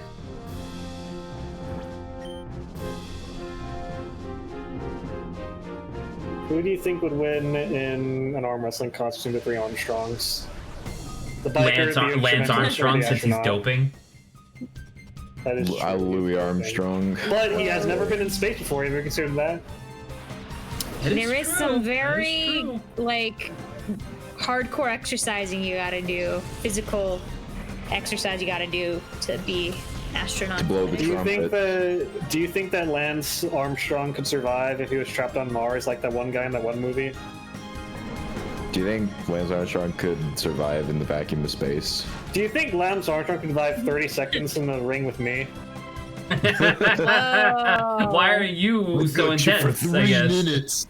I got you for 3 minutes, brother. Brother. Meme Lord Michael Collins. Isn't Michael Collins the guy that's like up there right now, like on the International Space Station? Like I thought Michael Collins was one of the more recent astronauts. Am I wrong? Because I do remember whoever the third guy was on the Apollo 13 mission. I do remember him being much like wittier than the other 2. I do remember that.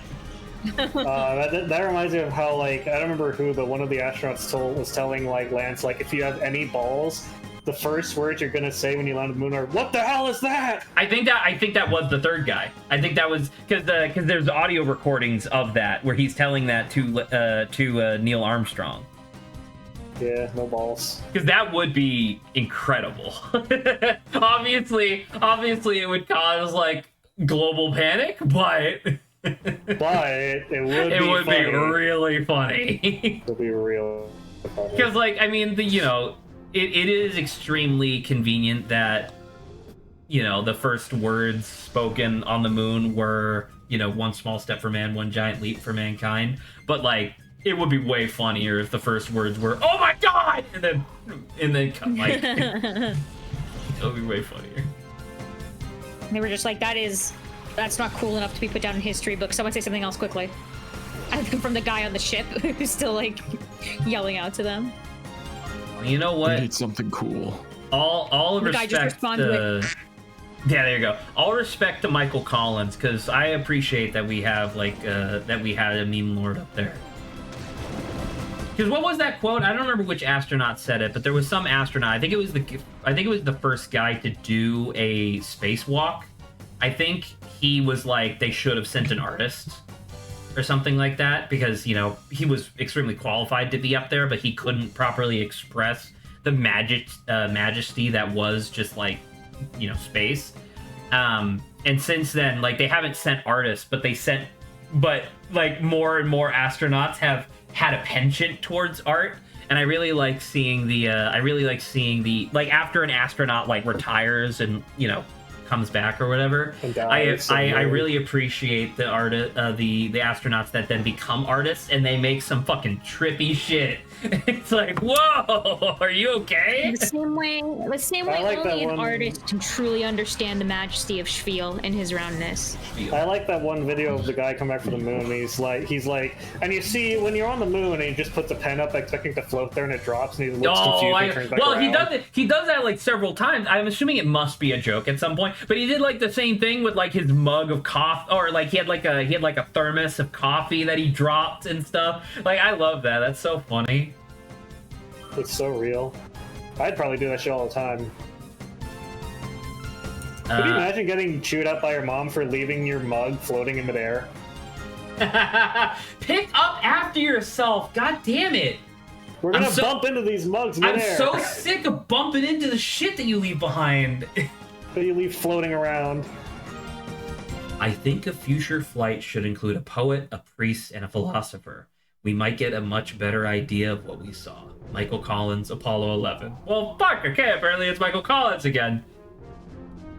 Who is this motherfucker? Is Michael Collins the fucking NASA equivalent of like Agatha all along?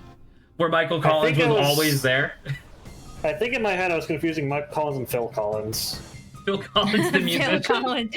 That is someone very different, yeah. Hey, that guy's a musician, isn't he? Yes, he did Phil Collins, Grant, yes. that was the guy who did the soundtrack for Tarzan, right? Yeah, totally. I thought he had Lion King. I mean, he might have done both. He did Who everything. knows? Every song was written by him. And, yeah, everything you hear right now was Phil Collins. He did Pokemon Colosseum too. Yeah. It was a big boost for his career. He was like, finally, a gig where I can get some respect on my name. Pokemon Colosseum.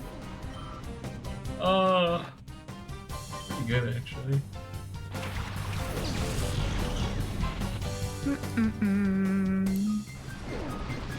How do we feel about today's stream? We have 10 minutes left.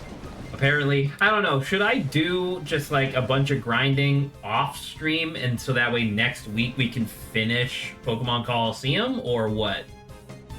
I feel like that would be nice, so it's not just all Pokemon battle behind Pokemon battle behind Pokemon battle.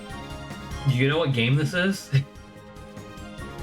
Hey, I want to see a little bit of the last segment, okay? We don't need to see the grinding. Okay, so I'm just gonna do the grinding instead. I'm gonna suffer through it alone while watching a video That's the essay. only way to beat the game. I mean, I could also you beat were the game to by do just that. right-click and deleting it. That works too. Zach, but have you truly won? You've left the checklist unchecked, sir. I would call it a Pyrrhic victory, I guess. Zach takes off his mask Scooby-Doo style and it's just Phil Collins again. You're not supposed to tell them. Well, all of us are actually just Phil Collins. The entire world is just clones of Phil Collins.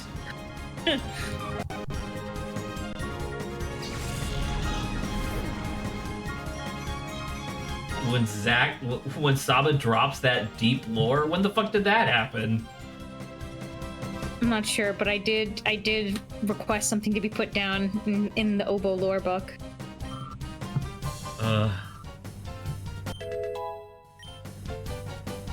Hopefully one day we will all be let out of Zach's vault.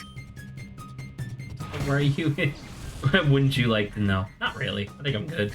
But why are you in my vault now? I thought you guys were constantly crowding the bathroom of my mind or some shit. Yeah, that's when you let us out to go to the bathroom. So the vault connects directly to the bathroom.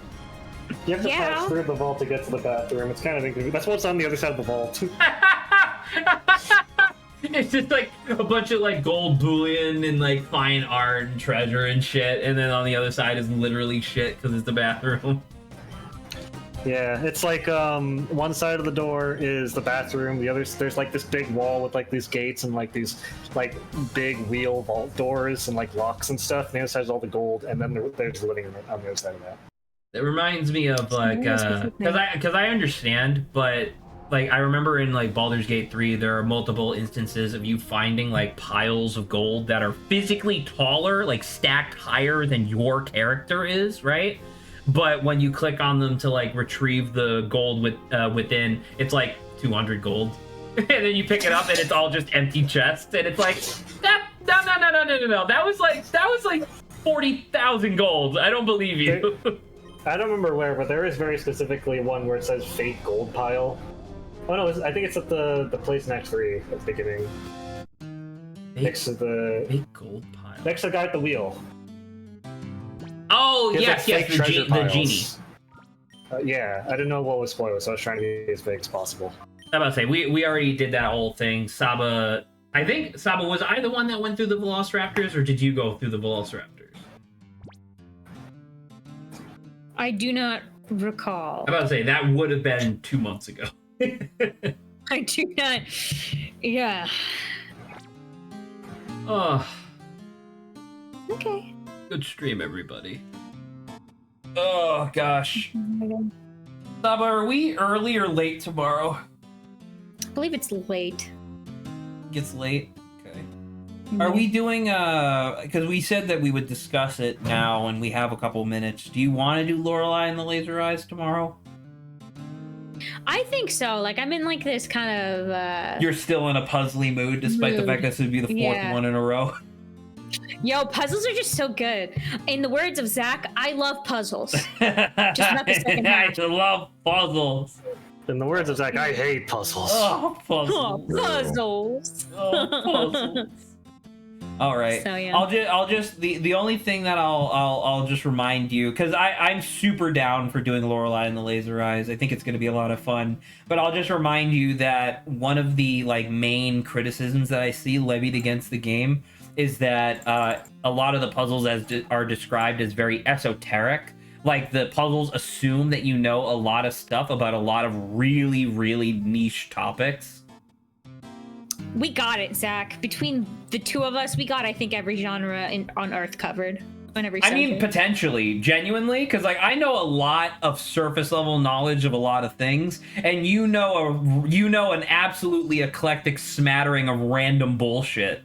So who knows? Like, if they do have a question about, like, French TV shows from the 90s, who knows? Maybe Saba will be like, oh, yeah, I did watch that once while I was on vacation. Saba will have watched on the French airplane. Oh, no, the French airplane. Oh, my God. Are you implying that I've been to France, then, too? You don't need to be on a French airplane to go to France. Where else would you be going? I know. Why would you go on a French airplane to begin with if not to go to France? True. Good question, I guess. Oh, well, I think before I'm about to say, Saba and Grant don't need to stick around for this, but I did want to ask Adrian real quick. Adrian, how do you feel about the announcement of Misfits and Magic Season 2? Lukewarm. I kind of stopped watching Dimension 20. Really? Yeah, I don't know why. I just fell off recently. Yeah, fair enough. Because the joke that I was gonna make was that it doesn't have Allie in it, so you must love that idea. since you are the world's greatest Allie hater. That's true, but also I don't know. I guess Mrs. Magic is what's her face? I remember her name, but Abria Iyengar. Not her. One of the players. The one that's not Brennan or Lou or Erica. Oh, I don't remember her name. She was there for Mentopolis, right? She was physically sick during the first season, so she wasn't doing her best. But I don't know. I don't know. Like it just feels weird to me knowing that she was physically sick and being like, well, hopefully she's better. She was great in Mentopolis, so I don't know. Maybe I'll watch it. Maybe I won't. Who knows? Either or. All right, well, we'll call that a stream, everybody. I guess I will. I don't know. Maybe I'll even do it off stream tonight because it's only 10.